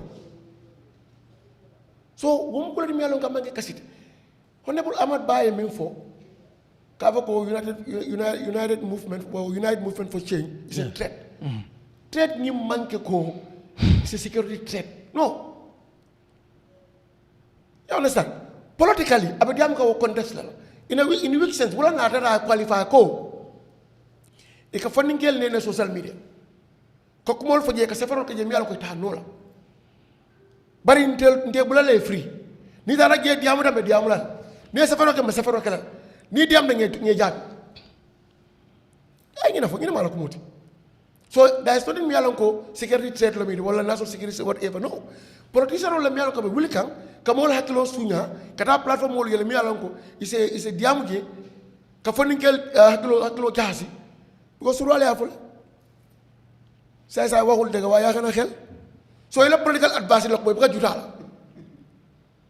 jurala de politico nim fendo mankri politico ni kuro ke ni moy kuro kala sokono ayel no jota fay ni la tan ko ka betam mekal e buka abula gen e fana nga banko tala ya bi ay fengol min ko ay jadaminto ya faya kam pour albete ku that's it ni lam politico de so ngina bije mol kana ko samba out of context Ismaila Cissé kam fa Dr. Cissé e kuma jama gelle ka fofu ngani bi ba kam every day na fin dara bu ba kan ro kanu he talk almost every day but na fin dara anytime ka mo le ka comedy ka ne ka mo fay ka karkacho albu ka fo mi ngana ma binda fo ko no al kam fa nyimal ma ngina fo la no but it's okay but na respond ay ma ngina warlogi e ka di kadu yi hala bom amul right pour respond am na right. You understand? Loi le bijang. Momo ya jako kumala farage mi alon kani loi manta. Ayende ne wa move. Asa makiti wala. It's simple. Ani fana ka ko ministre ngata campagne kala. Ngo hani alkalol ni sefo la campagne ko. Ko le son 2016 le sa fa jang bilibe campagne wala 2016. Ko ni si dam man sala they will try to change those keke loi pour wol kana ke. But there is no law mimba for kanjal kari mangena campaign kala alkalo mati sefo le mati alwati jam kan hani bi governor president ke appoint hani bi sefo president ke appoint ibu kata carte fayla because loi ko do mim bi jangol ko ni sefo e carte bi da kan atalo la parti to abakala independent le mo le carte fay na sita abetara officer for life isn't apply to alkalo fana ko ke minni loi manta. So in that case, at the campaign no particularly. But if you what did you condemn? Amanta. So Alcalo is appointed by president, can be fired by the president. Governor the same thing, CFO the same thing, minister the same thing. So more there is a clause in any in constitution. Mimba fokanko, ni loi bunda kariko CFO kana campaign. Ni loi bunda kariko Alcalo kana campaign. So comme minister o lumini eta do kola, on keep politician. So president la fo ko ñu ñënta campagne ko la wo man ke fendi mi alon ko ku téléphone modi in fact ku jawle fo modi wala loi ñala ni ko loi nga dem la fa mo bi you give me that clause in constitution pour ngalo so kuma ka won mi protege politique diamol la jabiro la kena politique kuma ka wala min foté ma ifana ko la jabi and nobody can refute that one ni la fa refute la ni ya fo fa fo kuma fo la mi do fo so ñi nekata sukuta be ngota nyama akata kayro kono kuma kan wol diata ka fo findita NPP la supremacy tan dunia bel ko we are on march in this country when it comes to support base 2021 campaign mi we carte soto jam 800,000 le carte soto half of it wole carte fa president way is still most adu wala fatal imagine bi nga 800 plus la fa na magino kan is increasing to yalom we accept divergent views and dissenting opinion. Wala democracy la ñaran dina woti. Bo jaay mi fo jang son dala mo bete tan la kulo xol. Fo do tan bandere ba fo kan ñi mbet ale blague. That's fine. Wala na président bran la ko ngabang ko mburu banko dum la. Radio le yele, television le yele, kibar kat le yele momo yele freedom of soto. Media should act like a fourth estate of the government. And wala be caring. Yemol invite the BC yela kuma ko mel ko man do be man sekunda do tije do be jala do be ko mo fola mi man dia président para te la bu ko na sino mo kana attack mo kana ma mo kana samba ena mo kana bouté because ay kuma lo manke man dia président la frangi la banko kan momo min diate akuyate ya fono ye fam fono la banko kan président e banko fe do tembol do say so kulang di mi alon ko bi momo se lono le mi alon ko ya fam mo na man dia sama kitol bar mo tuna ya bunko no ke muta ke arrest ke tocho wala ke sama ke no to keri all right product diama ke wala ti adu mo fa ne ko so le la fa la ge ila own opinion you are entitled to that and it's respected mo bali ke la opinion of in any political fora or any dulato is acceptable na man die mi yeb mo asamba kitol kiti mo be lerin that's the fact right. But ni woti ye kay mom ma ngena bulo ciod la mo la ko ka foko e ngena fa jax mom beta ita fi am beta do fi beta tal at the context level and the perspectives ita ya is not correct but ya is correct. All right. Anu mo ne kameng le kula do bi jall ta do ma dal la fa ngina so we are not the same. All right, thank you Mr. Bojang. His Excellency mo ko employ. All right. Mr. Bojang. Yes. Mr. Bojang no gisee Sukuta rally bu fa xew ak kaddu yi nga xam ne président bi ak ministre si yëkkati nañ ko fa do bi may yëkkati kaddu yi yëkkati na ko ci through NPP as their leader but kaddu yi ak ku ko mënti yëkkati am na ñoo xam ne ñaawlu nañ ko jàpp am na itam ñu jàpp ne is normal gis dégg nga tam comme Essa dafa am nu ko jàngate yow ba ban jàngat nga ci am. jërëjëf su ne si anglais dangay wax ne it was an anti-social political rally bu am Sukuta ma doon bind suma point si danga maa may tuuti anti-social mooy li nga xam ne méngoowut ak nit ñi seen aada seen cosaan seen toogaay ak lu ñu yaakaar seen jiit loolu mooy anti-social si ban anam wala ban risin je gar nga oo 70-year-old CFO 30-year-old youth 11 years 18 years kid nga ñëw yow amuloo li ngay wax gaay waaye xas keneen ñun suñu société mu ne déedéet am na yeneen wax doo ko dee wax si kanam xale suñu société mu ne déedéet doo mun a oo mag soo amee doole sax ku la mag nga wax yeneen i wax suñu société mu ne déedéet mënuloo def loolu noonu soo loolu méngoowut ak ñun suñu yaakaar ak ñun suñu aada ak cosaan ak yar ak teegin moo tax boo ootee mbooloo bu mel ni loolu noonu xale yi ñu ngay jàng si yow paa yi ñu nga xam ne ñu ngi ñëw foofu noonu pour dégg njiit réew lan la mooy wax si maanaam naka la mooy yóbbuwee dëkk ak fan leen tool in terms of lu mu bugg a def mu bàyyi loolu yëpp muy tontu li nga xam ne loolu tawut Gambia dem even an inch te président bi si loi bi ak président bi suñu yaakaar mooy ñu ngi koy fay pour mu def si nelewam even si how do you say dream gént si géntam naka la Gambia di demee in action and inaction loolu moo tax ñu ngi koy fay di fay ba moom sax xam na ne fay nañ ko te emuñ si moom jox ko lépp si cogiti ak lu ne pour mu mun a dal si nelewam sax war naa xalaat mu xool naka la mooy yóbbu Gambia loolu yëpp ñu ngi koy fay parce que suy nelaw sax dañ koy fay pour mu am ngénte bu correct so expectul ne dafay ñëw di tontu wala di waat man rafetlu ma ku nga xam ne dafa waal li nga xam ne correct si président man rafetlu ma ko waaye the point is ñooñu suñu waxee loolu sax amuñ di ability to change it waaye moom am na ability te ñun ñu ngi koy fay pour loolu so it's like nga gis sorry to use this word but for people to understand kii def na lu bon yow tamit nga ne damay fayeku loolu nag nekkut li nga xam ne Gambia ni moo tax ñu fay président bi that's not the reason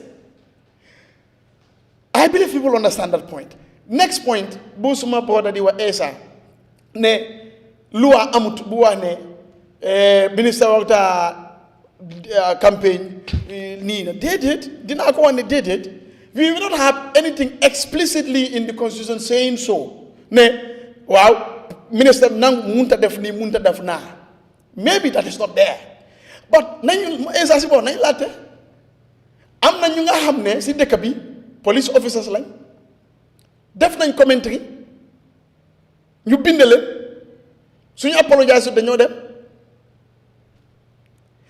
they have a political right inalienable right why lu tax because GO general orders mun loo nekka si nguur ngay openly def opposition also that's the truth we know it moo tax am na yeneen si xoolal gar mi yenn journaliste yi xanaa doo leen dee bëgg a directeur mu waag mu ne la déedéet police bi ne foog PS jox ma clearance loolu moo nekk si dëkk bi gar mi yooyu journaliste bi non yeneen people ñu nga xam ne ñun ñoo leen ay fay pour ñu decide on our behalf they cannot even make a public commentary somebody has to clear them those are the draconian laws that we fought against for those that fought against so I will not include myself as in I was not in the opposition at the time so you cannot come and glorify that the other implication mooy alkaalo bi moo de joxe attestation tëddu Gambia isn't it pour voters card ak yeneen yi nga am CFO tamit the same thing léegi nag ñooñu ngay joxe attestation waaye ñooñu am nañ fu ñu faag gar mi suñu xamee ne man nga li fi ne xëy na mun nañoo decide ne man nga yow doo mun a am they will look for an excuse man dama war a gëm ne ku ma tooñ su ma demee si loi bi war naa xool loi bi mu wax waaye ministre bi si boppam léegi su ma tooñee moom nguur bu mooy support CFO bi su ma laan man opposition la moom CFO te moo war a attest suma kayit waaye mu ne man opposition la mu wuti excuse how do you reconcile that te luñ koy fay pour mu serve all Gambians you cannot expect MD at Port to come and campaign for MPP he is paid to serve Gambians not MPP and in doing that if he sides it's going to be difficult pour moom mu mun a def liggéeyam the same thing with the police officer ñun suñu amee problème foofu la ñu war a dem waaye man maa xam ne SO bi nag moom NPP la te SO bi xam na ne man UDP la ndax laay gomee ma dem si SO bi pour moom mu réglé ma man suma problème te already politically ñun duñ benn waaye nag lu fail to understand mooy SO bi nekkul xaalis NPP moo koy fay te SO bi employé ñu ko pour mu saaf NPP pour Gambia la moo tax foog yeneen yi moom du mun a exercise openly am na right tam waaye du mun a ko def openly parce que loolu dafay tax nit ñi duñu am gom si système bi te nit ñi bu ñu amul gom si système bi lu mu dee jug mooy fitna lu mu dee jug fitna hey police yi ak NIA yi xam nañ li ma nekk di wax nit ñi bu ñu gomul système yi dañoo gis bandi yi sa si dëkk bi sax du ñu wax dara du ñu report faalewuñ trust nekku fa Barrow foofu la nekk di yóbbu dëkk bi foofu la yóbbu dëkk bi already that is very dangerous because NIA director mu ngee nelaw block wherever he is waaye am na koy gis dara si diggante bi mu call waaye su ne for example yow wane nga ne yow opposition man faalew ma you will not even have the gospel call wala comme the courage and so on nga ne bii kay na yaaxu moo tax pour nit ñi am confidence si système bi alkaalo yi ak yeneen institution kenn waxul ne they don't have any political right kenn waxul loolu waaye nag dañ bugga ñu def ko si ron kenn bu mu leen am fii la pour gomaate bi ak système bi mun a dem properly waaye nañ waa de garam yi dëgg waaye ñun yëpp kenn bëggut sa jabar nga koy gis muy gaab keneen ak waaw takkuñ ko waaye booy du la ne that's the truth so this fitna bi boobu la ñu war a stop now man li ma expectoon at the rally it's an opportunity in my opinion bu nga xam ne MPP they have lost it gis nga budget lañ doon wax fii tuuti te Mr Jah daf dee wax ne let's go in for performance léegi last year dañu jox Ministry of Youth and Sports nangam bu leen jox def na ñaata nit nii def na ñaata stadium nii def na nii this year liggéey bi baax na waaye am na fu ñu daanu foofu dañ koy régler lii lañ bugga that's politics, nothing more, nothing less. But it is not. Look, you are giving how much to agriculture? You see, how much? You free talk. All of us are politicians. Who am figure I am not a politician. Of what? Of what? No, I'm not talking about agriculture. Okay, you don't get my question. Okay, Garmi, you are not a politician. But now, 1.7, let's assume that is what is going to be approved. How many people has it taken out of poverty? How much of that 1.7 has turned into profit, has turned into positive numbers for our GDP from the previous allocation? Fisheries, lu leen jox ñaata boats lañ mën a am ñaata la dugal ci suñu koom-koom bi sports ñaata si booba dañoo xam ne yéen li ngeen daa jël kon foo ñu ko dee dugal am na lu mu jur. We want to make sure the budget creates millionaires every year, year in, year out. Fisheries, okay, these are the number of trawlers you nga xam ne dañu dem si lifin bi ñu leen liggéey loolu ñu jox leen as loan ñoo dee supply léegi Ministry of Finance seen every event kii moo dee supply seen ngeen pour lekka président bi trawler bi moo ko dee lifin nangam la dee mun a am loolu mooy yóbbu dëkk bi da nga war a jël xaalis bi dugal ko si nit ñi pour ñu am millionnaires ñu am lu ñu bugga so loolu mooy problème bi façon meeting yooyu noonu lii ngay woon suñu paa yi ne ñu nga xam ne dañoo dee waaye fu ñu bàyyi seen doom am nañ ëllëg waaye paa bu nga xam ne mu ngay waajal dee yaa ngi ko waa yow ak daabo seen lifin te moom mu ngi am set yu nga xam ne mu ngay xalaat ñoom seen future da nga tuuti loo kooku. All right.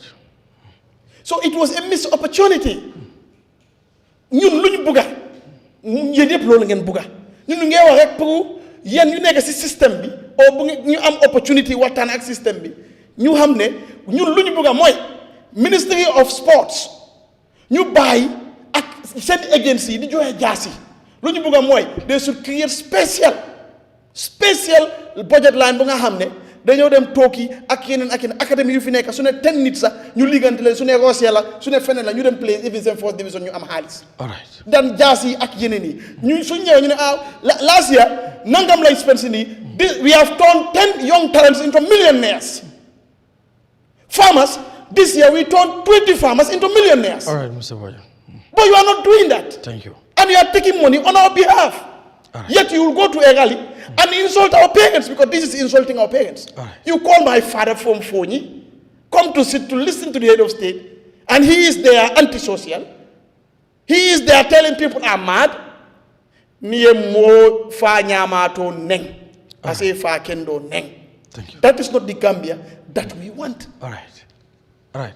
Yes, Mr. Jah, nan nga gisee Sukuta rally bi, not just crowd bi, nit ñu génn wax ci bot kaddu yi because of that rally yëpp wax la woon yu ñu waroon a yëkkati président bi dégg nga kaddu yi mooy di secretary general of NPP ministre yi tamit dégg nga kaddu yi nga xam ne wax nañ ko yow tey nan ngay jàngatee kaddu yooyu nga xam ne yàgg na nag yenn yoo xam ne nit ñi dañ koy ñaawlu ci géewu politique bi di jàpp ne war na gën a teggine am na ñu bari ñu ñaawlu kaddu yoo xam ne président bi yëkkati woon na ko rawatina tudd ci diw man maa tax mu nii wala du mos a nekk lii ñëwaat tamit ci ministre yi di single out benn mouvement tudd ko bay wax ne traite la yooyu noonu yëpp yow ban gis-gis nga ci am. jërëjëf li ma wax ci gannaaw la rek politique ki ci biir ak ki ci biti la jógal ma toog génnal ma dugga loolu mooy li ci ne kàddu yi nag lépp loo xam ne du lu rafet dinañ ko ñaaw waaye si ñaari boor la waaw Modou Mbowe wax na ko ñun ñëpp ñu ngi ci réew mi dañoo dégg su nguur waxee opposition tontu opposition bi wax nguur tontu moo tax ma ne la ñaari boor la moo xam ci rali nga ko def wala interview nga am mel ni man mi toog fii lu bari yu ma wax di junju ma tudda ay tur joxoñ baaraam su keneen su amee opportunité ñu taalal ko maag dina ma tontu su foog naa ne even opposition bi c'est government in waiting suñ ne nguur bi mooy doxal yow nguur buy xaar nga so responsibility bi ñëpp la di seen politics ñëpp a ko war a def mbir mi duñ ko wengal ci benn boor waaye ne ñii ay président lañ ay ministre lañ ñoom waruñ koo wax man damaa ne equally opposition bi tam waruñ koo wax parce que nga samp sa parti sa aîné mooy lan nga jël nguur bi lu nit ñi soxla wala yow luy sa yéene nga def ko ci réew mi waaye lu ëppa du opposition bi yëpp ñu bari seen wax yëpp attaque government la ñoom loolu lañ gëm ne mooy opposition da nga war a attaque government bi so yenn kàddu nag su ñëwee exemple nga di ko waxal government bi loo ci jublu pour ñeena ñu bari gis ne kii munut narandu man jox leen ma so government tam dina gis naa lii su ma ko noppee bari dinañ jàppa sax ne dégg la wala li ñu wax dama ci d'accord so moom tam li moo yóbbante ci opposition bi pour nit ñi gis ne kii du moom moo ma war a replace de bàyyi leen ma fi man ma continuer so man yii laa gis ci kàddu yi en am na yoo xam ne li ñoo waxtaanee mooy li ñu waxtaanee Sukuta balaa loolu dégg nañ fi ay wax de te bari na en ñu koo def dañ jiite ay parti ñenn ñi dañ bokk ci exécutif yi parti so nit nag saa yu bari soo ko waxee lenal su amee opportunité bi dina la tontu foog naa loolu la esa dam faa doon waxte lu fi yàgga la du tey ndax mooy li war a am suñ politique bi man soo ma laajee damaa ne déedéet nañ waxtaan about policies and programmes maanaam lan nga am lan ngay jaay réew mi suñ la ko joxee loo xam ne loolu nga faa def man am na opposition leader am ne dama ko dee wax ñu bari suñ ma déggee dinañ ree saa yoo leen tegalee maag rek government bi la ñoo attaque fa mel ni yow da nga foom parti pour attaque government na jóg man ma toog man dama gëm ne political party war naa ëppa loolu et ñu bari suñoo criticize wala nit ki li mu wax d'accord loo ci war nañ koo def respectfully waaye nag kàddu tam soo ko yóbbantee nit boromam dina prépare boppam de lu ñu wax la rek yóbbante galgal borom daf la bëgg a daaneel yow tam doo bàyyi sa boppa noonu foo jaar nga defaru nga tontu waaye dina dëgëral ndax loolu moo war a am déedéet politique bi war naa weesu loolu suñ dajalee ay nit nañ leen wax lan lañ am lan lañ bëgg a def loo xam ne loolu lañ def ba pare di déglu nit ñi tam lañ soxla pour ñu defaral leen ko waaye equally opposition bi dafa ne déedéet man joxuñ ma nguur bi du man maa amee koppari réew mi pour dépasse loolu is not enough excuse as opposition in waiting kenn waxu la ne doo attaque nguur doo criticize nguur waaye yow tam sa jotaay sa wax yépp waruta center on that soo ko defee di nga am tontu nguur bi tam su dëkkee ci sànni kàddu yooyu opposition bi dinañ ko tontu moo tax ma ne la affaire yi ñaari boor la ñëw ci li ñoo wax ne Amat Bah lim wax politique stratégie la politique yu bari da nga koo déglu nga analyse Amat Bah lim wax lim gis la lim wax doo ko mun a daaxa parce que mu ngay am xibaar mu ngay am information te gis nga politicien bi léegi-léegi li moo gis di ko xayma moromi politicien am du ko gis tey soo xoolee Gambia movement yi bari nañ waaye United Movement for Change da am na movement bu ñu fee waxantoo comme ñoom man dégguma ko te gisuma ko kañ lañ fi yaagut lu tax wax dem ci ñoom am na si luñ nekka ñu ngi tasaaroo si dëkk bi fu ne ñu dugga ñu ngi register ñu ngi ut nit am na luñ bugg a sampa mooy parti te déglul Amat Bah waxam li moo wax mooy ne a repeat of 2016 duñ nangu mu am mooy lan Jammeh la woon Barrow ak Kandeh xam nga lu ëpp ñaar lañ dee gis kii mooy di incumbent ruling party bi kii mooy opposition Mama Kandeh dafa ñëw create lu ñoo wax third option bi mooy ne lan bugguloo ruling bi bugguloo opposition bi jox ma karta en li ci ëpp moom fan la jógee mooy APRC la woon moo tax moom taxaw na wax na ne without moom Jammeh daf doon win parce que ñu bari ñu ko jox karta duñ ko doon jox opposition su doon opposition bi la dañ fa doon dem waaye third option bu mu create noonu loolu dafa weaken di incumbent time boobu ba tax na kooku mu lose election Amat Bah foofu la moo gisee yeneen yëpp waxut ci moom lu mu gis mooy ne ñoom ñooy di ruling party opposition am na United Movement for Change mu ngi create third option because gis nañ li moo jur ak fi moo dem so li mu wax xam na ko kenn du la ne Amat Bah xamut politique o li moo wax xamut ko déedéet li moo wax lu am la waaw on the side of the president su toogee mu bàyyi nit ñi ñibbi ak loolu ñeneen ñi seen mindset doo xam fan la féetee comme kay United Movement lii moo ci nekk xaaral ma dem bokka ci ku la ne président Barrow du politicien xamul politique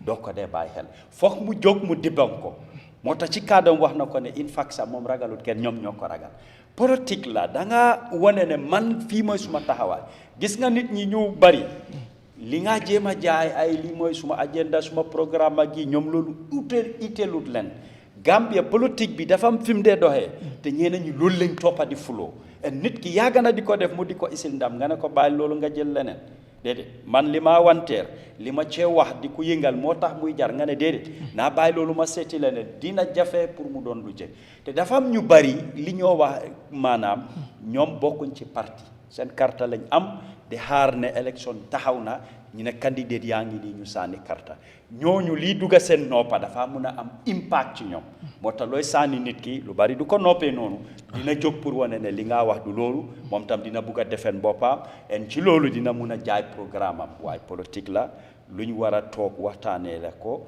nga xam ne boo jagoon na ko fii ñëpp ay ñoo dajaloo mag ñi xale yak ku nekk waaye lan mooy woon jotaay boobu lu tax ñu organise that event that activity xam nga suma brother Pa Modou wax na ko ne Moussa bi Suso moo ko organise lan lañ ci jublu ndax ñu bari ci ñun fi xam nañ xamuñ parce que léegi da nga dee am sa agenda tax li nga créer xëj na plateforme la boo xam ne lu bari bëggoon nañ koo wax tontu ko exemple Demba Sabali lu mu doon wax su fekkoon ne dégguñ fi audio Yahya Jammeh o lu mu yóbbante mu wax da Demba Sabali na doon wax ba tuta ko déedéet ay xew-xew moo am ay kàddu génna yu bari si loolu lañ doon respond waaye ndax noonu la war a demee man soo ma laajee damaa wax ne suñ politique bi war naa weesu foofu. Mr Koma yow tamit nooy jàngatee rallye bi xewoon Sukuta kàddu yi nga xam ne jub na fa yow ban jàngat nga ci am ndax politique noonu la war a demee wala tamit comme ni ko ñeneen ñi gisee ne lu normal la politique la am na ñu wax mu wax delloo leen yow ban jàngat nga ci am.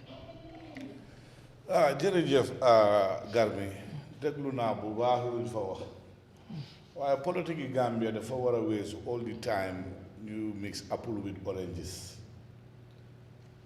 The politicians in this country, the cream of them, I have disappointment in them because inconsistency and opportunism marriage si ñoom xam nga man dafa am wax boo xam ne du ma ko dee mën a jël in as much as Adama Barrow war naa mën a wax ne moom moo appoint Ousainou Darboe soo gisee ñu ngi wax kooku His Excellency yàlla moom sababu gul sababu Essa wax na ko fi xanaa Essa dafa fàtte ne su nekk soo gisee ñuy wax Adama Barrow His Excellency Ousainou Darboe tax si parti am la nekka ñu jël ko as their candidate from their party ñu yóbbu ko in a coalition congress mu win te 2016 nekkut sécurité kenn Adama Barrow kan la doon campagnal turi kan la doon wax so tey su nekkee Adama Barrow wax nañ ko His Excellency war naa gërëm Ousainou Darboe ak Gambien yi aduna is just like that lu moo doo denam bi it's not a personal victory for him it's not his making coalition partners are am nga jël some of them nga def leen minister nga jël ñeneen ñi nga def leen loolu is part of the agreement loolu you didn't do them a favor it's what they deserve na loolu sink in nit yi xam loolu Adam Barrow defaral kenn favor we did him a favor dañ ko def président comme li nga wax we pay him his medical bill that of his family free food free electricity free everything not even paying tax he's the only one having that in this country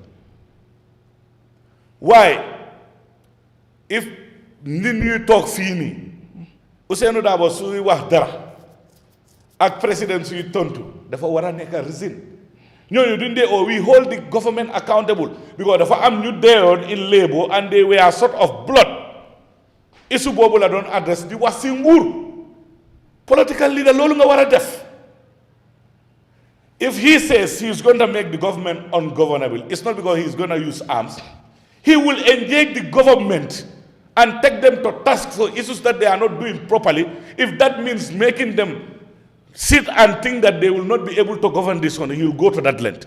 And every good politician is supposed to say that. Is that an insult? Chief Justice come resident at Bohamne is identified for the Chief Justice. You want to make it your retirement home. Delo it to the country. Is that a crime to engage the government and engage the president? And say that in a civil society, in a civil platform, in a social platform, it was not hostile. It was not something that was violent. It was all geared towards criticizing aspects of the government and the way the government is run. Let them go and arrest him. Not let them arrest him. Why? A whole president. You cannot support mediocrity with class. You can't compare them. The president personally. People should not be entrenching people. They should not be entrenching people. 22 years, definitely Yahya Jammeh. This Ousseynou Dabo, they say, you have to thank him. He fought that dictatorship for 22 years.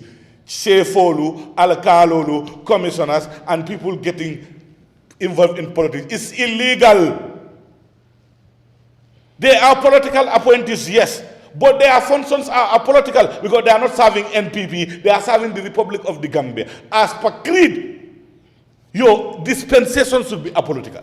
You want to tell me the Minister of Justice, who by law and the Constitution, that even if there is a dispute among political opponents during a presidential election, you should be the person to judge and adjudicate that and mitigate it, should be part of your campaign. Hear us out. Are we living in silos in this world? Political leader, you there what the attack. The opposition will take the government to task whether they like it or not. But they've never used profanity. They've never used anything beyond their reasons to address the government. But how can the government, like Bojan Lungwa and this, how can the government organize, even somebody in NPP organize? We expect them to be responsible in their utterance. This is not the first time. President def dee toog di wax lu bëri ak kàddu yu ñaaw against all opposition leaders. Kii moom dafa ut baay rek di mean people's trade. Ismaila Cissé di wax kii kuy def feeraay di ko jaay sax di fa am lu moo am di ñaxam di ko dundee is far better than yow boo xam ne da nga waxoon fii he is clueless nga join his bandwagon because you just for political position. They are way better than you. Their taxes that they pay are paying those ministers and the president. Why should you caricature them? Fear you use 52 million plus bunyo wasi budget. Put them meet the people to. Instead of asking the poor man and the poor farmer their problem, it's all about Ousseynou Dabo this, Ousseynou Dabo that. Benga wane ki du musa neka president hana ñom ñu ñoy wax lolu ñoñu apprenti yalla lay. Ki du muna neka fi du falu fi ñoo kana ko wax. Why they nga dega full president di wax ki besu de madame Souri ko ma rahasuma lo ci kaw bamela. Yo yep wax nañ ko fi. Did they say and talk about those things? Politics saga. Suñ ko fi dege. The most insulted one leader in this country is Ousseynou Dabo. Openly, people in political power in front of presidents, not one, two, start to insult him. audio yi fii mu ngi nii fii soriwut somebody insult an entire tribe and entire political party and the political leader without even moom ak kooku am problème loolu evidence based la xam nga nit yi war na ñëw waaye yeneen yoo xam ne if you have your grievances and you are taking opportunity of what is at your behest, don't castigate, don't throw stones. The legacy of Ousainou Darboe in this country, nobody can taint it. You cannot demean it, because if there was no opposition today, the people who are joining MPP would not have joined NPP because they would still be in APRs. That's a fact. In the 22 years, lu fi xew xanaa kañ lañ fi nekk gan bañ fàtte loolu. But we are healing as a country. We are repairing as a country. We are moving ahead as a country. But let them not take us back to those dark days. There was saga Sunu Réew. Ñu ko dee was a political platform, a political leader, they should be able to identify them, not to align it with people who have integrity and love for this country, and fought through thick and thin to restore democracy. If 2017, so is we have failed promises. Right. The reforms that they promised this country in 2016, suñ ko defoon ni kon tey duñ nekk di wax li ak rhétorique yi ñoo wax tey du doon am. Why? It's because of political patronage, political opportunism, and not love for country. That's why people are spinning 360. Man duma muna wax dara tey man ñi baaxuñ ñi munuñ ñi apparente lan tey nga ne ñoo mun dama ñoo ñu leen delandoo déedéet am na lu nekk si ron lan moo ñuul si soow mi lu nit yi xamul. Lan moo nekk si gannaaw lu nit yi xamul. Why? Because it's not about governance, it's not about application. It's not about that. All right. If it is about that, we'll talk about the reforms that Adama Barrow and the government of the day promised the Gambian reform: security sector reform, electoral reform, civil service reform. All right. And all sort of reforms that would have taken Gambia to another level. Thank you. Yeah. Thank you. Political will is the most important ingredient in whatever political dispensation we discuss. Thank you. Thank you so very much. Unfortunately, waxtu bi jeex na tak mooy loolu su ko defee rek Mr Mbowe kontaan nañ trop am la tey ci sunu réew di la bàyyi rek nga tàggoo am nañ mbégte bu baax ci sa time bi nga bàyyi yëpp xat-xat yëpp ñëw wuyu suñu fii nga xam ne mooy sunu réew waxtaan ba ci guddi gi nii loolu yëpp ñu ngi la ciy gërëm bu baax a baax tamit ci ni nga ubbeekoo pour media bi nu ma koy waxee rek media friendly ka fu ñu la soxlaa rek nga ñëw to be honest te itam def lu bari tamit ci media bi loolu ñun ñi dañ koy seede di la gërëm ci loolu bu baax a baax bàyyi la rek nga tàggoo waaye kontaan nañ bu baax a baax amoon la tey fii ci Eyeafrica TV rawatina ci sunu réew.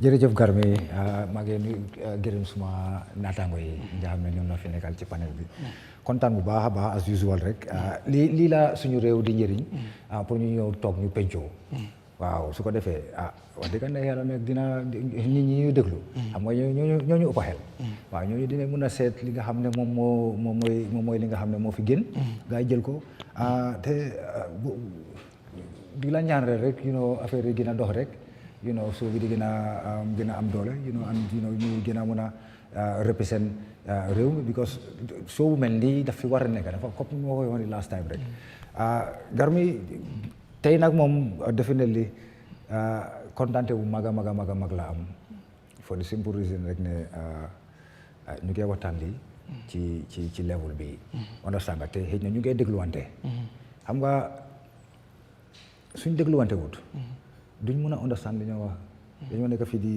ku si nekk di sànni sa morom kaddu te loolu amul benn njëriñ alhamdulilah rabbil alamin ne am ñëw nañ this far and we gotta go far insha allahu taala suñu neexee yàlla ak yonente ba réew yi nag responsabilité bi moom bu Gambien si la de because réew di dox waaw waa réew a ko doxal waaw Banjul fa mu nekkoon la nekk ba léegi waaw te du fa jógee waaye li war a nekk Banjul waa réew mi ne ko fa war a def so mu ngi mel ni rek ne am nañ responsabilité yu bari waaye nag ñu bàyyi xel tam leen rek de comme ni ma ko waxee Aliou de xadis ak sunna ñoo ànd jaajëf waaw so buñ am ci wàcc rek nañ jël action si tam su ko defee rek ñu wéccik mën a am mu njëriñ réew mi njëriñ suñ doom yi parce que already suñ set yang bi sax wax ma doom yi sax set yang jërëjëf waaw gërëm leen sant leen di gërëm famille bi yëpp Eyeafrica TV sa kaw ca kanam thank you di la gërëmaat bu baax di gërëm tamit viewers yi ñuy seetaan suñu réew si jamono ju ne di leen gërëm yéen ñëpp amuñ seen fay ñi fi nekk ak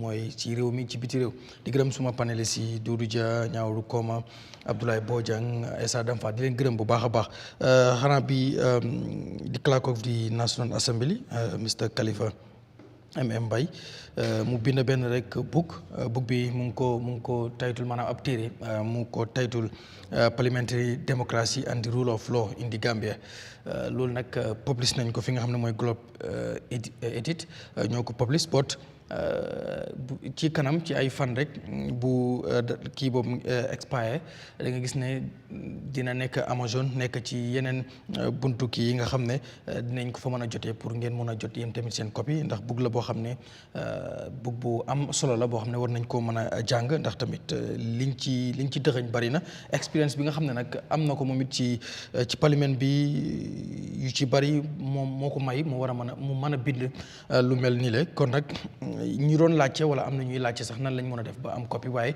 bu soobee yàlla loolu it dinañ ci communiquer pour ngeen mën koo xam na ngeen mën a def yéen tamit pour am li nga xam ne rek mooy copie boobu incha allah boo xam ne itam di ngeen ci mën a jàng lu bëree bëri di leen gërëmaat bu baax di gërëm Khadija si Buseri Kanté Aboubacar Manga ci jàppandal gi sunu réew di maanaam waaye tamit di gërëm bu baax tey ki nga xam ne moo ñu génne fii muy SM Creation di Alaaji SM Jobaate moom mi nga xam ne moo ñu ñawal lu rafet li moom mu ngi nekk ba Brikama ndomba téléphone am nekk ci 7138913 7138913 SM Creation bu Alaaji Jobaate ñu ngi koy gërëm bu baax a baax tey nag ñaawru gis naa ko mu sañse sol simis bu seer sol dàlla yu seer macha allah so kon maa leen di gërëm bu baax yéen ñëpp dig leen daje àllarba bële di ñëw bu ci yàlla àndee ñu fanaan ak jàmm mbokk yi jàngeen